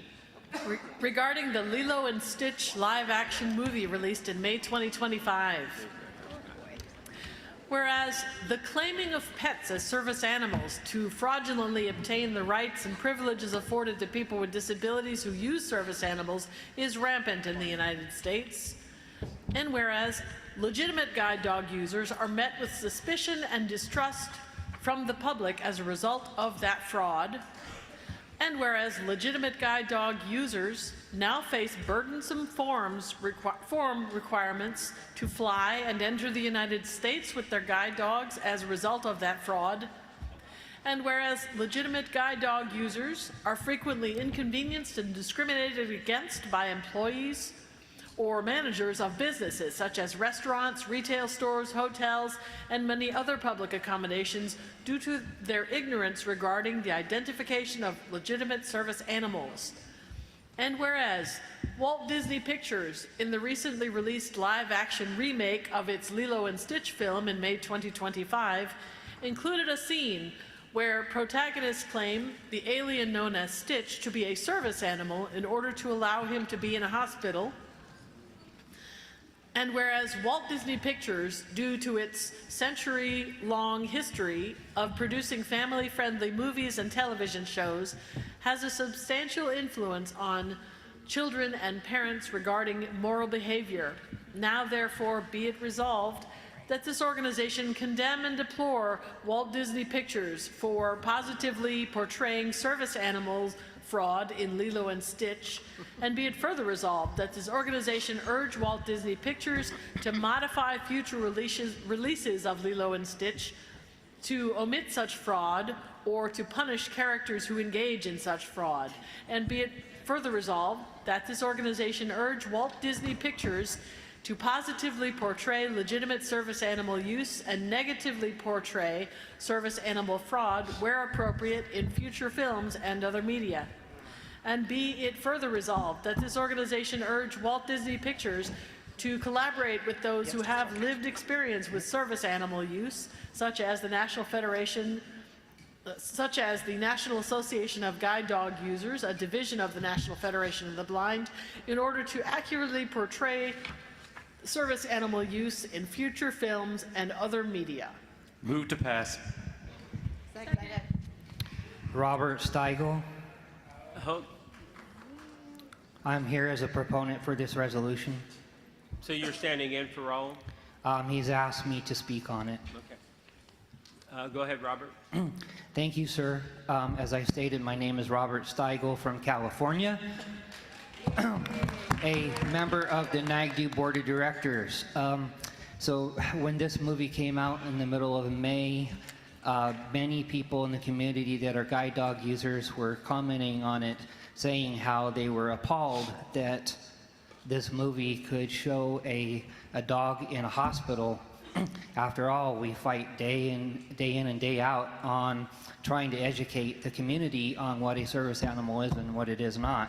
And they were appalled and brought this to my attention that something should be done to educate Disney and the film industry to help us fight this battle. And I thought that it was really necessary to bring this as a resolution and hopefully get it passed. As the resolution states, Lilo is injured and a brief freak accident, goes to the hospital, and the family is waiting for the doctor to come out and give the news. When he does, he sees the dog as a dog. And at that point, the doctor could have said, is this dog required due to a disability? If so, what task does it perform? Those are the two questions that any one person can ask. And the doctor doesn't say anything, just shakes his head, gives the news, and walks away. Disney needs to do better. The children all around the world are looking at this movie. They're like sponges. They're taking in everything they learn, which is they can take their little pet, go to anywhere they want, hospitals, restaurants, anywhere in the community, because they see Stitch going into hospital. We need to call on Disney and say, you can't do this. You need to educate, and you need to help us get the word spread out. Disney can remove this film. They could revise it. They could put something out that says, this is our statement. We need to call on them to do something to do better. I urge you, committee, please pass this resolution. Thank you.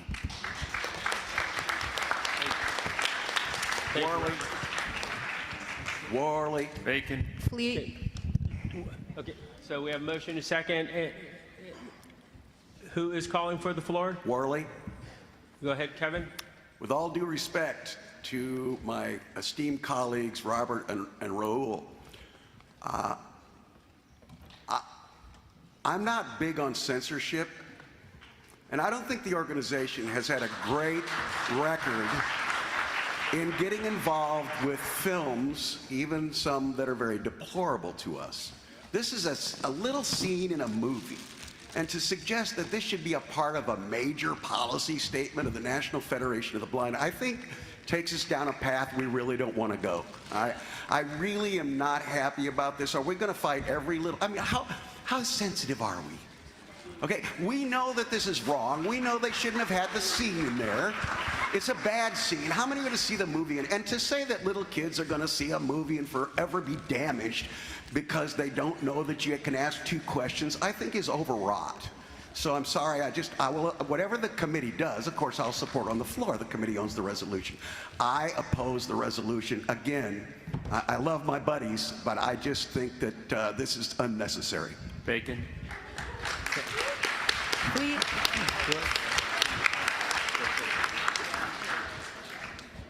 Chancey, then Everett. He was first. Called on you. Our follow chair, we got it. All right. Was it Chancey that called? But it is up to you. Oh, that's what I said. Chancey, then Everett. Sorry, folks. If I got out of order, I'm sorry. But I love following Chancey. I'm fine with that. All right. I was sitting here listening to this resolution, trying to figure out whether I was going to have a dog in this fight or not. So, I protested with everybody when the Blindness movie came out and Mr. Magoo, and I was really in support of Let Us Play Us. Those things all seemed really important because there were central character identity issues, and I got over my feelings about censorship in those cases. This one, it's a slapstick comedy, it's a small bit, and when we're talking about fictional characters, not all fictional characters behave well, and when they behave badly, they don't all get what's coming to them, and that's art. Now, if we were to vote this down on the grounds that our reaction might be a bit overboard if we passed it, nothing would keep us from having other creative responses as an organization. Reactions, education campaigns, parodies, you name it. There's a lot we could do other than this. I really like to save a contemn and deplore for something that really needs it. Everett. I just thought I would put in context how much this movie is made so far. $975 million worldwide, $409 million domestically here in the United States and Canada, and over $500 million across the rest of the world internationally. Now, I don't know if I have how I feel about that, but boy, there is some saying to the fact that there is definitely a lot of children are seeing that scene and seeing those things. Is it making the impression? We don't know, but that's a lot of money out there that's happening. So I just thought I'd put that out there as well. Pierce? Runza? And then Barbara. So in terms of the context for the movie, if I recall it correctly, it was sort of absurd and ridiculous that an alien was a service animal. And that was part of the joke. That was the shtick, right? It wasn't that the family or the kid was pretending that their companion alien was a service animal and got away with it. It was the absurdity of the fact that clearly this thing was not a service animal. And so if we're thinking about this resolution and whether we want it to be our policy that making fun of things that are clearly not service animals is inappropriate, that's inconsistent with who we are, not actually who we are. Thank you. And Barbara? There's something about the New Orleans water, I think. We were here in New Orleans when Mr. Magoo came in, when we had that big fight in '97. I think we are aiming not at the general public. We're never going to get anywhere. We're not going to get this movie changed. What we are aiming at is trying to educate the Disney personnel. And it seems to me that we need to register with them. You guys screwed up. And so I don't object to having President Riccobono write yet another letter this year. He has nothing else to do but write letters. But I do think that we ought to think about our responsibility to try to educate. Maybe they're educable. I don't know. But we're aiming at educating the movie makers not to do this stuff again. So I guess I don't have too much concern about flinging a fit about this if the object of the exercise is to make Disney think, whoa, and let's not do that again. That's all the question. Do you think Isaacson cares? Okay, call the question. So, what? All those in favor of passing Resolution 2025-15 up, please signify by saying aye. Aye. Aye. And all those opposed, please signify by saying nay. Nays have it. From the position of the chair, Resolution 2025-15 does not pass to the convention.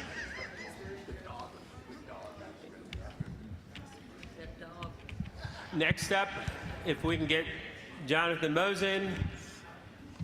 I don't know, Robert, or if you're still covering for Raul or not. Either Raul or Robert, and Sherry Shire to microphones. Resolution 2025-16. Regarding universal availability of PDF remediation tools. Whereas the portable document format PDF is commonly used for the dissemination of a wide range of electronic documents. And whereas Adobe, the creator of PDF, has developed a method of tagging a PDF document to ensure that it is accessible to blind people using screen readers. And whereas failure on the part of a PDF creator to tag a file correctly may render the document inaccessible. And whereas Acrobat Pro includes comprehensive accessibility checking and remediation tools to identify issues like missing tags, alt text, document reading order, forms, tables, lists, and headings. And whereas those wishing to use such tools must purchase Adobe Pro at a minimum of $19.99 a month.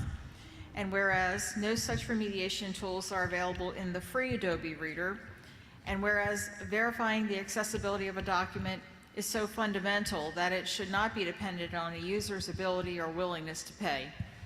Now therefore be it resolved that this organization call upon Adobe to implement accessibility remediation tools in Adobe Reader, thus ensuring that accessibility checking and remediation tools are available to all.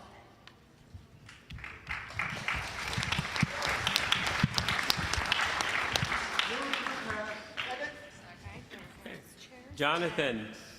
Thank you, Mr. Chairman. For many content creators, PDF has become a standard, but too often for blind people who are just trying to read things, PDF too often means pretty darn frustrating. These files often confuse us, they slow us down, and they even lock us out. And it's all preventable. Even when we can figure out what's in a document, PDFs are often not created to facilitate efficient navigation with the screen readers. So if you want to find a heading in a document, too often you can't, because visually the font size changes or increases in some way so that a sighted person can see that it's a heading, but there are no headings when you use the familiar command in your screen reader. Sometimes PDF documents present information to a blind person in the wrong order. I'm sure that we've all had that experience of struggling through a restaurant menu in PDF that is completely scrambled, when all we wanted was the eggs to be scrambled. Sometimes the only thing you can do with a fully inaccessible PDF document is to try to perform optical character recognition on the document. But it doesn't have to be that way, because we've advocated successfully for accessibility provisions in the PDF standard. And if creators followed those accessibility standards, including tagging the file correctly and reading the PDF guidelines, then PDFs could be a pleasant, accessible experience for us. Now, Adobe currently offers tools to check for accessibility and offer advice about what to do to put things right when it comes to accessibility. But Adobe sells those checks as a premium feature for which a content creator has to pay. And this resolution makes this important point abundantly clear. Accessibility is not a premium add-on, it is a fundamental human right. We want everyone to have the best possible opportunity to create the most inclusive documents possible, regardless of their ability to pay. I commend this resolution to the committee. Thank you. We have a motion and we have a second. Is there any further discussion? Hearing none. All those in favor of recommending Resolution 2025-16 do pass, please signify by saying aye. Aye. Any opposed? Hearing none, Resolution 2025 passes up to the convention. Thank you, Jonathan. Resolution 2025-17. Regarding the implementation of voluntary self-ID systems for Uber and Lyft riders who use guide dogs. Whereas, for more than a decade, the National Federation of the Blind has sought to address discrimination against guide dog users by rideshare drivers. And whereas multiple lawsuits and settlements with rideshare companies did not result in the hoped-for reductions in denials, and whereas the National Federation of the Blind has continued to engage with rideshare companies, including via protests outside their offices on October 15, 2024, and whereas Federation members expressed additional frustrations over the cumbersome and time-consuming process of reporting denials to rideshare companies, and whereas National Federation of the Blind leaders conceived of and proposed voluntary self-ID opt-in systems by which rideshare companies themselves could automatically detect, deter, and deactivate drivers for such denials, greatly reducing the reporting burden on the riders. And whereas those systems would also provide companies with data confirming our assertions that riders with service animals suffer denials at a much higher rate than other riders. And whereas the National Federation of the Blind demanded that those systems be voluntary for riders and that investigations of all denials, complaints, be given the highest priority and weight, whether coming from those systems or not. And whereas the Federation insisted that rideshare companies ask no questions, ask no more than whether a service animal was required due to a disability and what service it is trained to perform when riders registered to use those self-ID systems, as those are the only permissible inquiries under the Americans with Disabilities Act. And whereas the Federation also demanded that drivers only be told about service animals after accepting a ride so that denials would not escape detection. And whereas both Uber and Lyft acceded to our demands and agreed to develop and pilot such systems based on our proposals, and whereas members of the National Federation of the Blind participated in both Uber and Lyft's pilots of those systems, and whereas Uber and Lyft made changes to the way their respective systems worked in responses to the feedback of Federation members, and whereas Federation members and other participants in the pilot indicated that those systems greatly reduced the burden of reporting denials, and whereas both Uber and Lyft have now made those systems available to all riders in the United States who wish to use them. Now, therefore, be it resolved that this organization commend Uber and Lyft for implementing National Federation of the Blind proposed voluntary self-ID opt-in systems for riders with service animals, and be it further resolved that this organization encourage Uber and Lyft to continue working with the National Federation of the Blind to improve the experience of their platforms and service for blind riders. Move adopt. Second. Hello, this is Albert Elia speaking for the resolution. Is it going to be you again, Robert? No, this is Albert Elia speaking for the resolution. Al Elia. Okay, Al. So, you know, we in the rideshare companies have a history. And sometimes it's good and more often it has been bad. But just like with training a dog, a guide dog, you know, when it does the wrong thing, you have to correct it. And when it does the right thing, you have to praise it. And so, you know, we have condemned and deplored the rideshare companies in past resolutions. I know because I wrote many of them. But at the same time, you know, we've been working with them for several years now, and they have finally, after doing everything else, done the right thing. So I encourage the passage up to the convention of this resolution, because when they do the right thing, we should say so, and we should thank them. Good dog.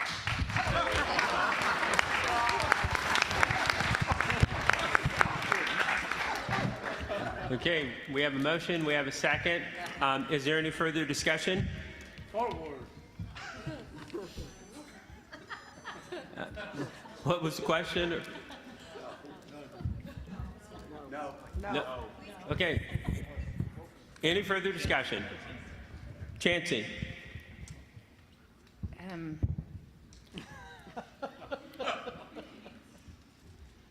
Right. This says that this organization commend Uber and Lyft for implementing National Federation of the Blind proposed voluntary self-ID opt-in systems for riders. No, we did not. Yes, we did. Yes, we did. Did we initially come to them? Yes, we did. Saying that voluntary ID might be a good idea? Yes, we did. We did do that. Yeah, we did that. Okay.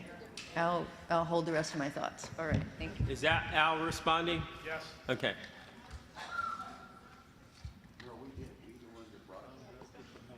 We fashioned it. We fashioned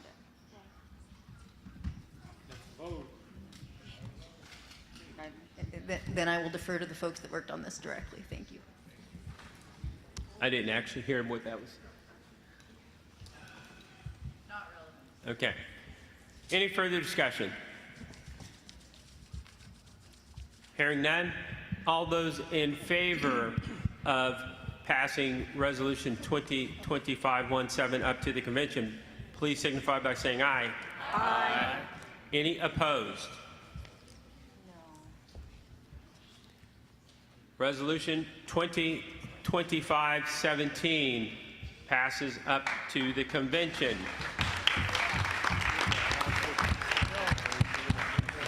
Resolution 2025-18. Regarding Tandem's Mobi insulin delivery system, the first accessible insulin pump application for Apple iOS users. Whereas the National Federation of the Blind is the transformative membership and advocacy organization of blind people, advancing the lives of its members and all blind people in the United States. And whereas, according to the United States Centers for Disease Control and Prevention, diabetes is the leading cause of blindness among working-age adults in the United States. And whereas advances in medical technology have made it increasingly possible for people with diabetes to manage their condition effectively, particularly using insulin pumps and automated insulin delivery systems. And whereas, despite these advancements, most medical devices, including insulin pumps, remain inaccessible to blind and low vision users. And whereas National Federation of the Blind is committed to ensuring non-visual access to all medical devices as defined in our Medical Device Non-Visual Accessibility Act legislation, and celebrates those manufacturers dedicated to the same goal.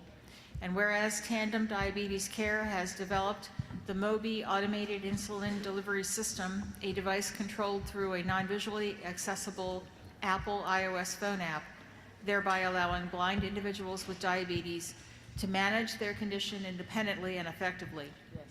And whereas through this interface, the user can perform such functions as independently deliver a bolus dose, enter the number of carbohydrates consumed, check the remaining insulin in the cartridge, and monitor the battery level. And whereas the app provides auditory guidance throughout the process, including step-by-step instructions for cartridge changes and speech output notifications with alarms for critical alerts such as low blood sugar, high blood sugar, and low insulin levels.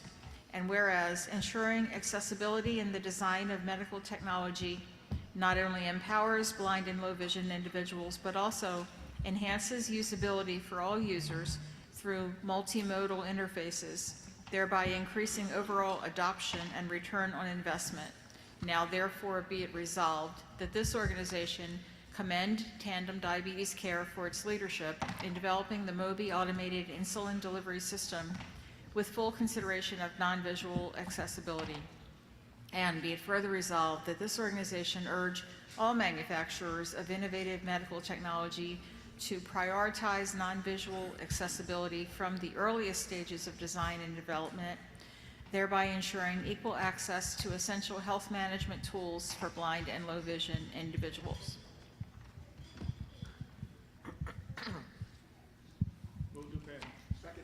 Okay. And Sherry, are you near a mic? I am. Hello, everyone. This is Sherry Sherrick, the proponent of this resolution. And finally, I don't know how long others have been waiting, but I've been waiting over 30 years for an accessible insulin pump. Now, it's accessible through the app, so it's not fully accessible to every single person, someone who doesn't use a smartphone, but we're headed in the right direction, and we really need to commend Tandem for the accessibility of the Mobi pump. So please, please support this resolution. Thank you.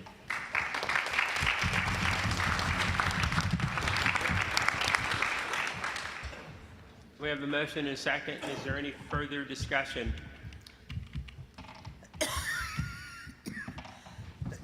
Hearing none.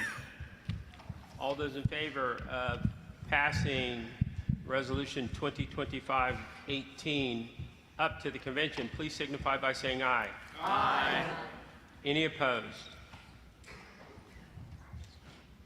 Resolution 2025-18 will pass up to the convention. Yay. Thank you. Next up, Briley O'Connor, and Kaylee Brindle, and Jamie Ritchie. Resolution 2025-19. Regarding the executive order to eliminate the United States Department of Education.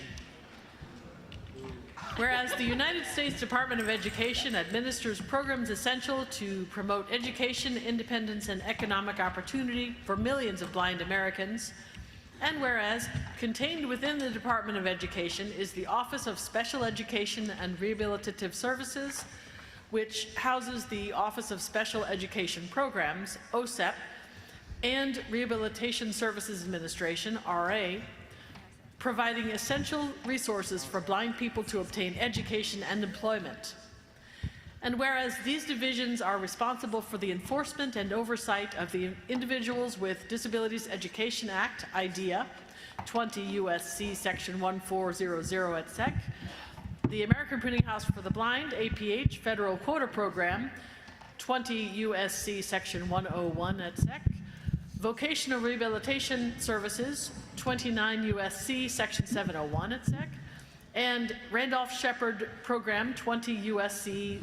Section 107 et sec., and the Independent Living Services for Older Individuals Who Are Blind, OIB Program 29 U.S.C. 796J, 796L, and whereas on March 2025, President Trump issued Executive Order 14242, which directed the closure of the United States Department of Education.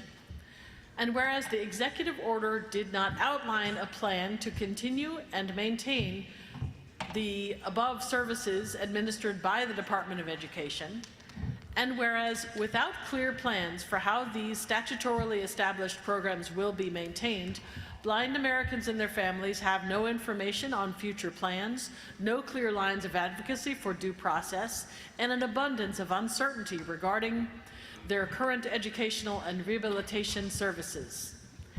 And whereas the loss of the Office for Civil Rights, including its digital accessibility team, will mean schools can discriminate against blind and other disabled students without recourse.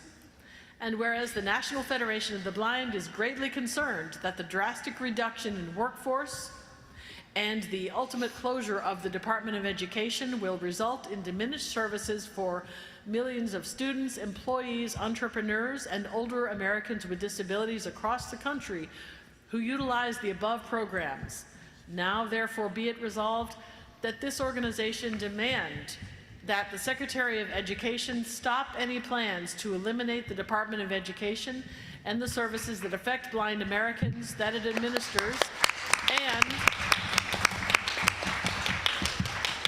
be it further resolved that this organization demand that the United States Congress perform its oversight function to ensure that vital programs outlined above are protected in order to accomplish their statutory goals. Move to pass, Mr. Chairman. And I note that the resolution listing all the public agencies probably, it used to be called RSA, don't you know? Not RA? You read it as RA, and you probably, it still is RSA, isn't it? It says RSA. Okay. It does actually say that in the resolution.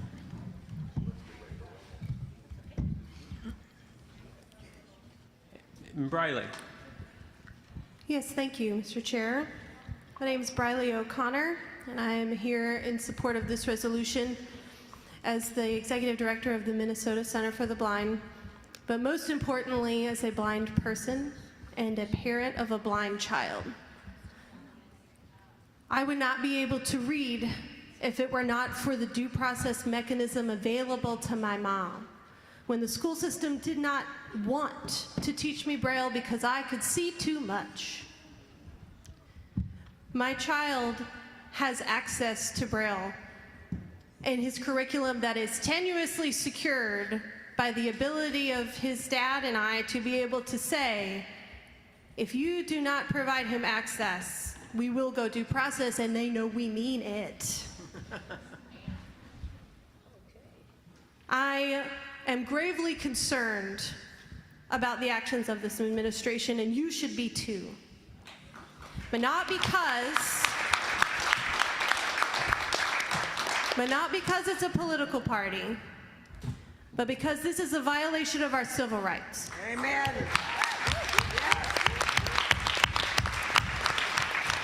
Laws are only as good as the ability to enforce them. Otherwise, they mean nothing. They're not even worth the paper they're written on. And without mechanisms for enforcement, children will lose access to Braille that is already hard to get. People will lose access to blindness training that they need that is already hard to get. Kids will lose access to vital resources from APH that are already difficult to get. I know that everybody is probably nervous about making strong political statements, but we have a responsibility to the blind people of this country to defend their civil rights regardless of who is in power. And that's what I'm asking you to do today. Thank you.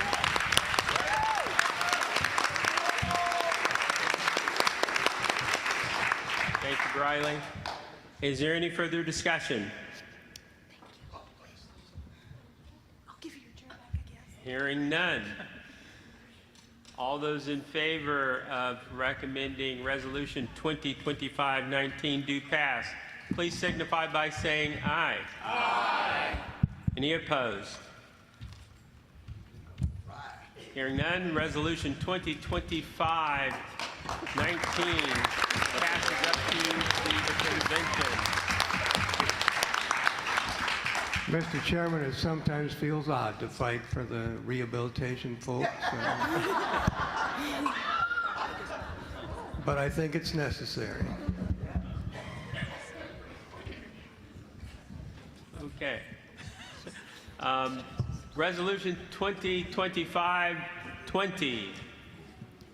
Regarding an immediate motion to dismiss Texas v. Kennedy.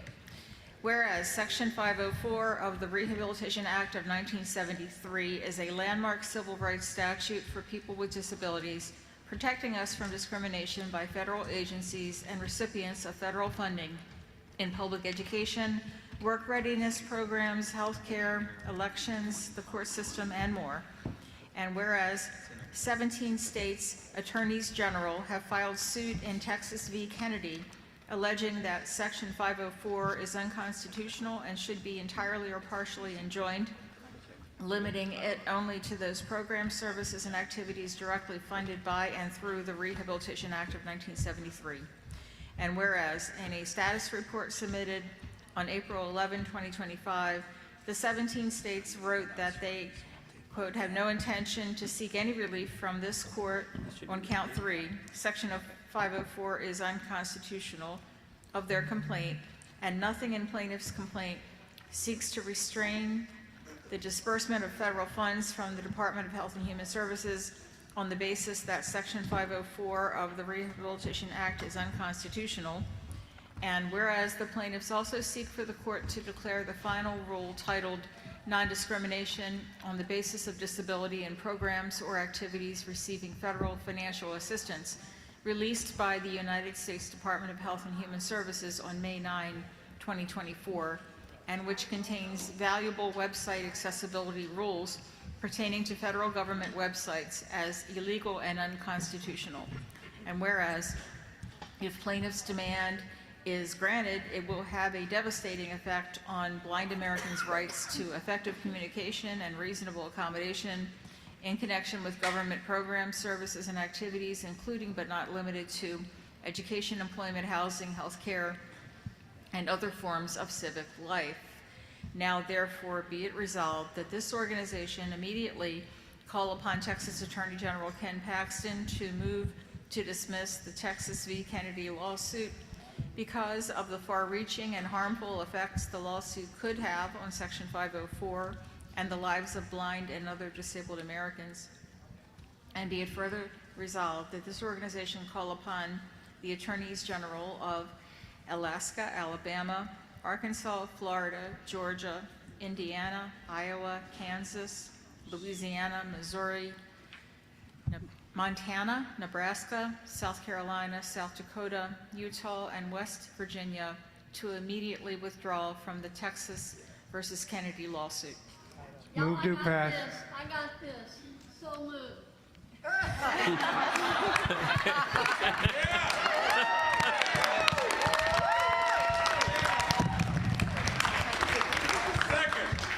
Okay. Second that Texan. Okay. Kaylee. Yes, sir. Good afternoon.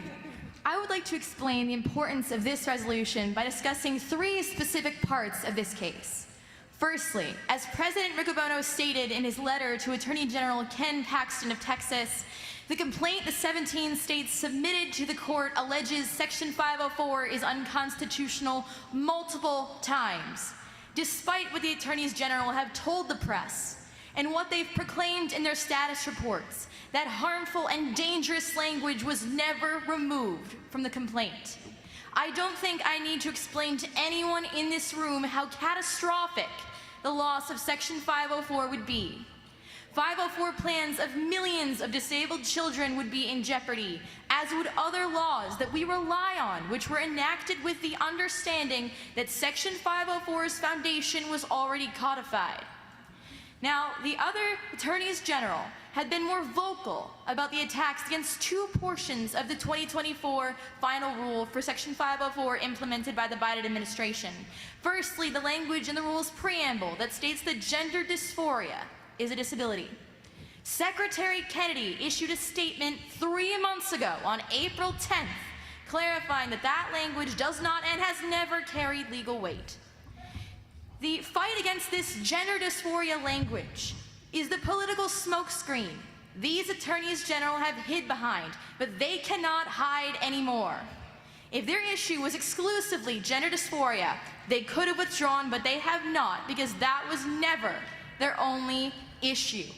It was also about the rest of that final rule, which has valuable language about website accessibility that blind Americans need, and language that strengthens a mandate that's been in place for 50 years, that disabled people must receive services in the most integrated setting.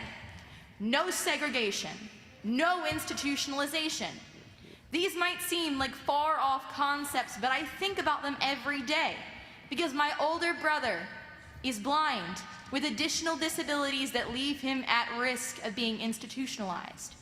Disabled people have been subject to physical and psychological abuse at these facilities, even now to the extent that has been classified as torture.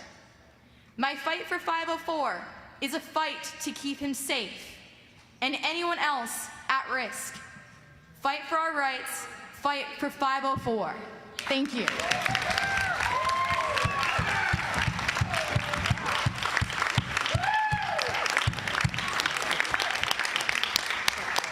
Okay, we have a motion and a second. Is there any further discussion? The resolution speaks for itself. Hearing none, all those in favor of passing Resolution 2025-20 up to the convention, please signify by saying aye. Aye. Any opposed? Hearing none, Resolution 2025 passes up to the convention. Thank you, Kaylee.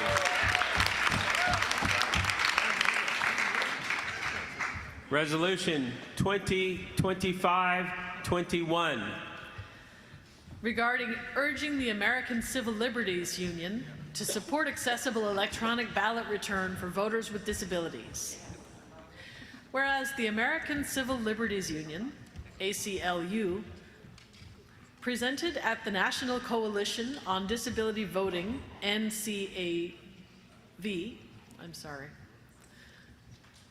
I'm going to start again.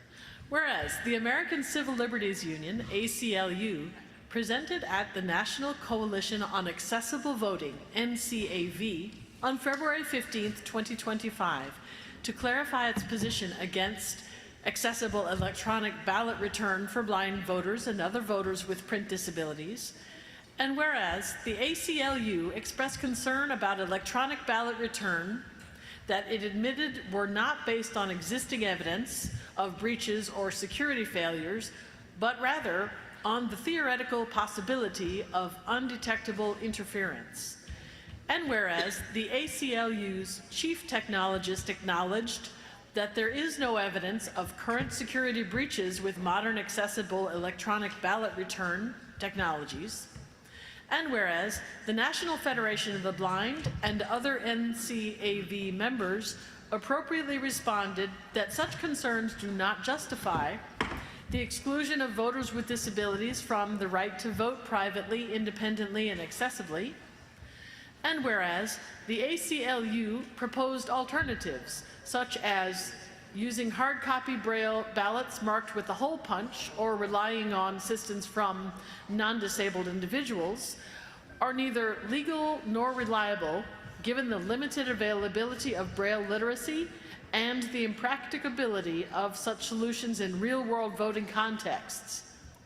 And whereas both federal law and moral imperatives mandate that no voter should be required to forfeit privacy, independence, or accessibility in order to cast a ballot, and whereas the accessible electronic ballot return technologies already in use offer a promising path forward that does not inherently compromise election security and must be given serious solutions-oriented consideration. And whereas the National Federation of the Blind remains committed to protecting both the integrity of elections and the civil rights of voters with disabilities. Now, therefore, be it resolved that this organization urge the American Civil Liberties Union to reconsider its current position and to work in partnership with us and the larger disability rights community to develop, support, and promote accessible, secure, and independently verifiable ballot return options for all voters, including the blind and those with print disabilities. Move adoption. Second. Okay. Jamie Ritchie, are you near a microphone? Yes. Good afternoon, sir. The ACLU is supposed to protect the rights, the civil rights of everyone. And in this case, they are trying to take that fundamental civic right of voting away from the blind. We have the right to vote independently and through an accessible method, as the resolution states. If they are asking that we only have the option to do it in Braille or to have someone else read it for us, that is not independent or accessible, as many people do not read Braille, especially our senior members. There is only a handful of states currently that allow for electronic accessible voting, or that have electronic accessible voting, and we need to make this a law across the entire United States so that all of us, if we want the option to vote electronically, can do so. Thank you.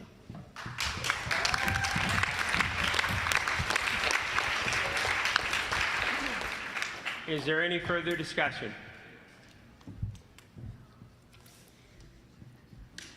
Hearing none. All those in favor of recommending Resolution 2025-21 do pass, please signify by saying aye. Aye. Any opposed? Hearing none, Resolution 2025-21 passes up to the convention floor. Now, we have one left. And so for that, if Camille Tate, if you can make sure there's a microphone in front of you. But before we get to that resolution, there are a lot of people behind the scenes, some in front of the scenes, that do a lot of work to make sure that these resolutions are formatted, prepared, presented, and read. I'd like to extend some thanks to John Perret and the policy and advocacy team for all the work that they do on a year-round basis on our policies in helping craft them and helping us achieve them. And I would especially like to give thanks to Patricia Miller and Jennifer Dunham for reading the resolution.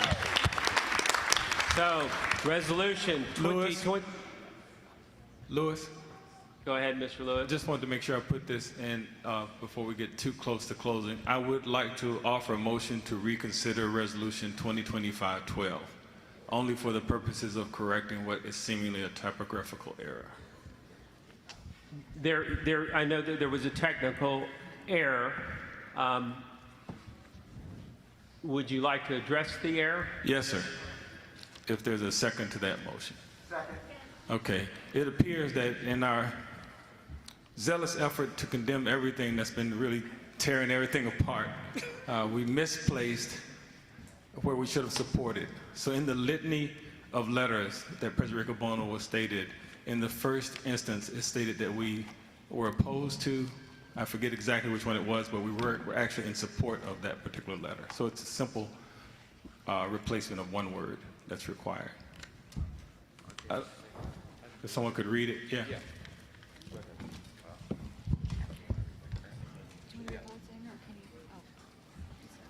The resolution currently says, comments opposing the FTC's consent order with Accessibility and the promotion of ineffective overlay solutions, January 27.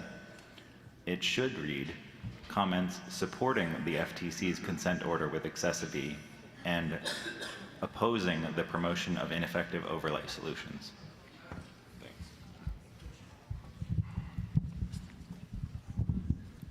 So move the change. Second to change motion. So we have a motion to accept the change and a second. Is there any further discussion needed on that? No, sir. Hearing none. All those in favor of accepting the change to Resolution 2025-12, please signify by saying aye. Aye. Any opposed? Thanks for the cash. Hearing none, that technical correction has been adopted. Now, Resolution 2025-22.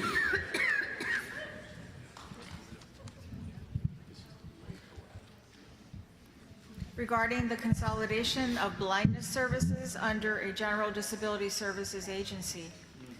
Whereas each state in the United States is required to maintain a state rehabilitation agency to address the vocational, educational, and independent living needs of people with disabilities, including those who are blind or have low vision.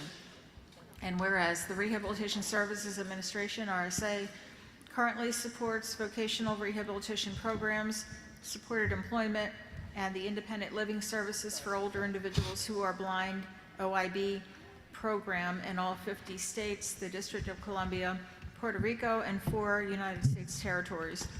And whereas RSA identifies 34 states and territories with combined vocational rehabilitation agencies that serve all people with disabilities, and 22 states and territories with separate agencies specifically serving those who are blind and have low vision.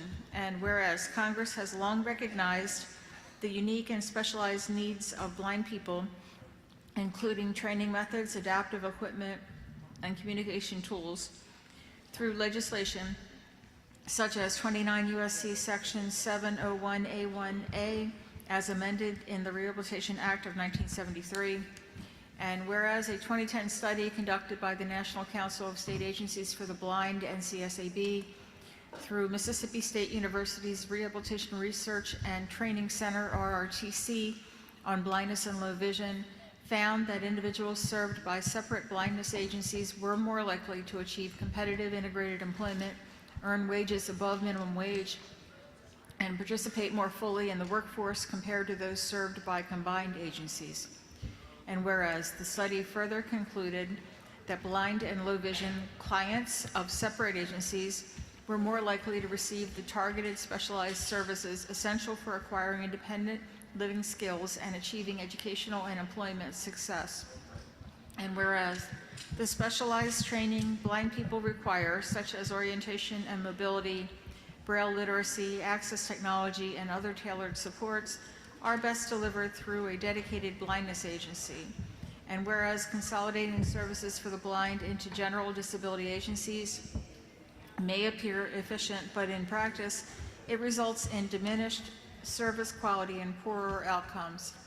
And whereas the diverse needs of people with disabilities, including those who are blind, deaf, or hard of hearing, cognitively disabled, or who use wheelchairs, require different approaches and expertise that cannot be met through a one-size-fits-all model. Now therefore be it resolved that this organization urge each state legislature and state rehabilitation agency in all 50 states, the District of Columbia, Puerto Rico, and the United States territories to maintain separate agencies serving the blind independent of general disability service agencies. And be it further resolved that this organization urge all currently combined agencies to develop a plan to establish separate blindness-specific agencies to ensure the provision of specialized services. And be it further resolved that this organization, call upon legislatures and agencies serving the blind to collaborate with the National Federation of the Blind to build effective, responsive, and accountable services for blind Americans. And be it further resolved that this organization urge all blindness service agencies to include substantial representation, at least 50% of blind people on their governing boards. Move to pass. Second. Camille? All right, good afternoon. So last year, we found in the state of Florida that there was talk about combining our Division of Blind Services, the Department of Vocational Rehabilitation, and roll them into one General Disability Services agency. I was not sure what that really meant, so I spoke with some of the members who have been longtime members of the Federation, and they explained to me that this is something that would be a detriment to us as a blindness community. It is already difficult and sometimes impossible to receive adequate services, adaptive technology, or assistive technology in a timely fashion as it currently is, and by combining us into a single disability services agency, it further decreases our access to the tools and equipment and training we need to be successful and independent blind people. So I actually queried our state rehabilitation agency that serves blind people, and they also, in one instance, agreed with me and asked us to work on this with them, so we defeated that in our state. And in taking a look around to other states, we saw that many of those blind people were dissatisfied with the services they were receiving in the state in which their agencies were combined. In doing further research, we found that in combining agencies, some states had to uncombine them or separate them later on in the future. For example, Florida. We had combined services in the 1970s and into the 80s, and by the mid to late 1990s, they were so ineffective in educating and creating and helping to create successful blind people, they had to separate those services. Several other states have recently combined, and one has recently separated. So we feel that in passing this resolution is a strong statement from our organization that we wish to remain separate from general disability services agencies who often have a long waiting list, and we as blind people are placed on the back burner. Thank you. Thank you, Camille. We have a motion and a second. Is there any further discussion? Becky? Is that Sharon? Yes. Go ahead, Sharon. Before we talked about the fine work of a whole variety of people on these resolutions, but we neglected the chairman. So let's have a round of applause.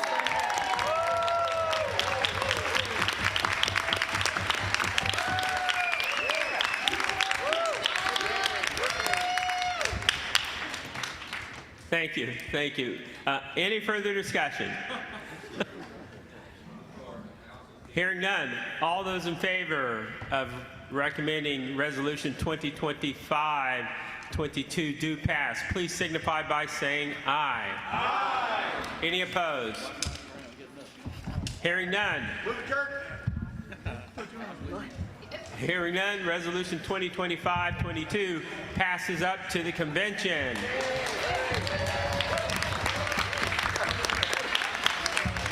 And that concludes our business of the Resolutions Committee. I'll entertain a motion. We have a motion to adjourn. Don't forget the mock trial. All those in favor? Any opposed?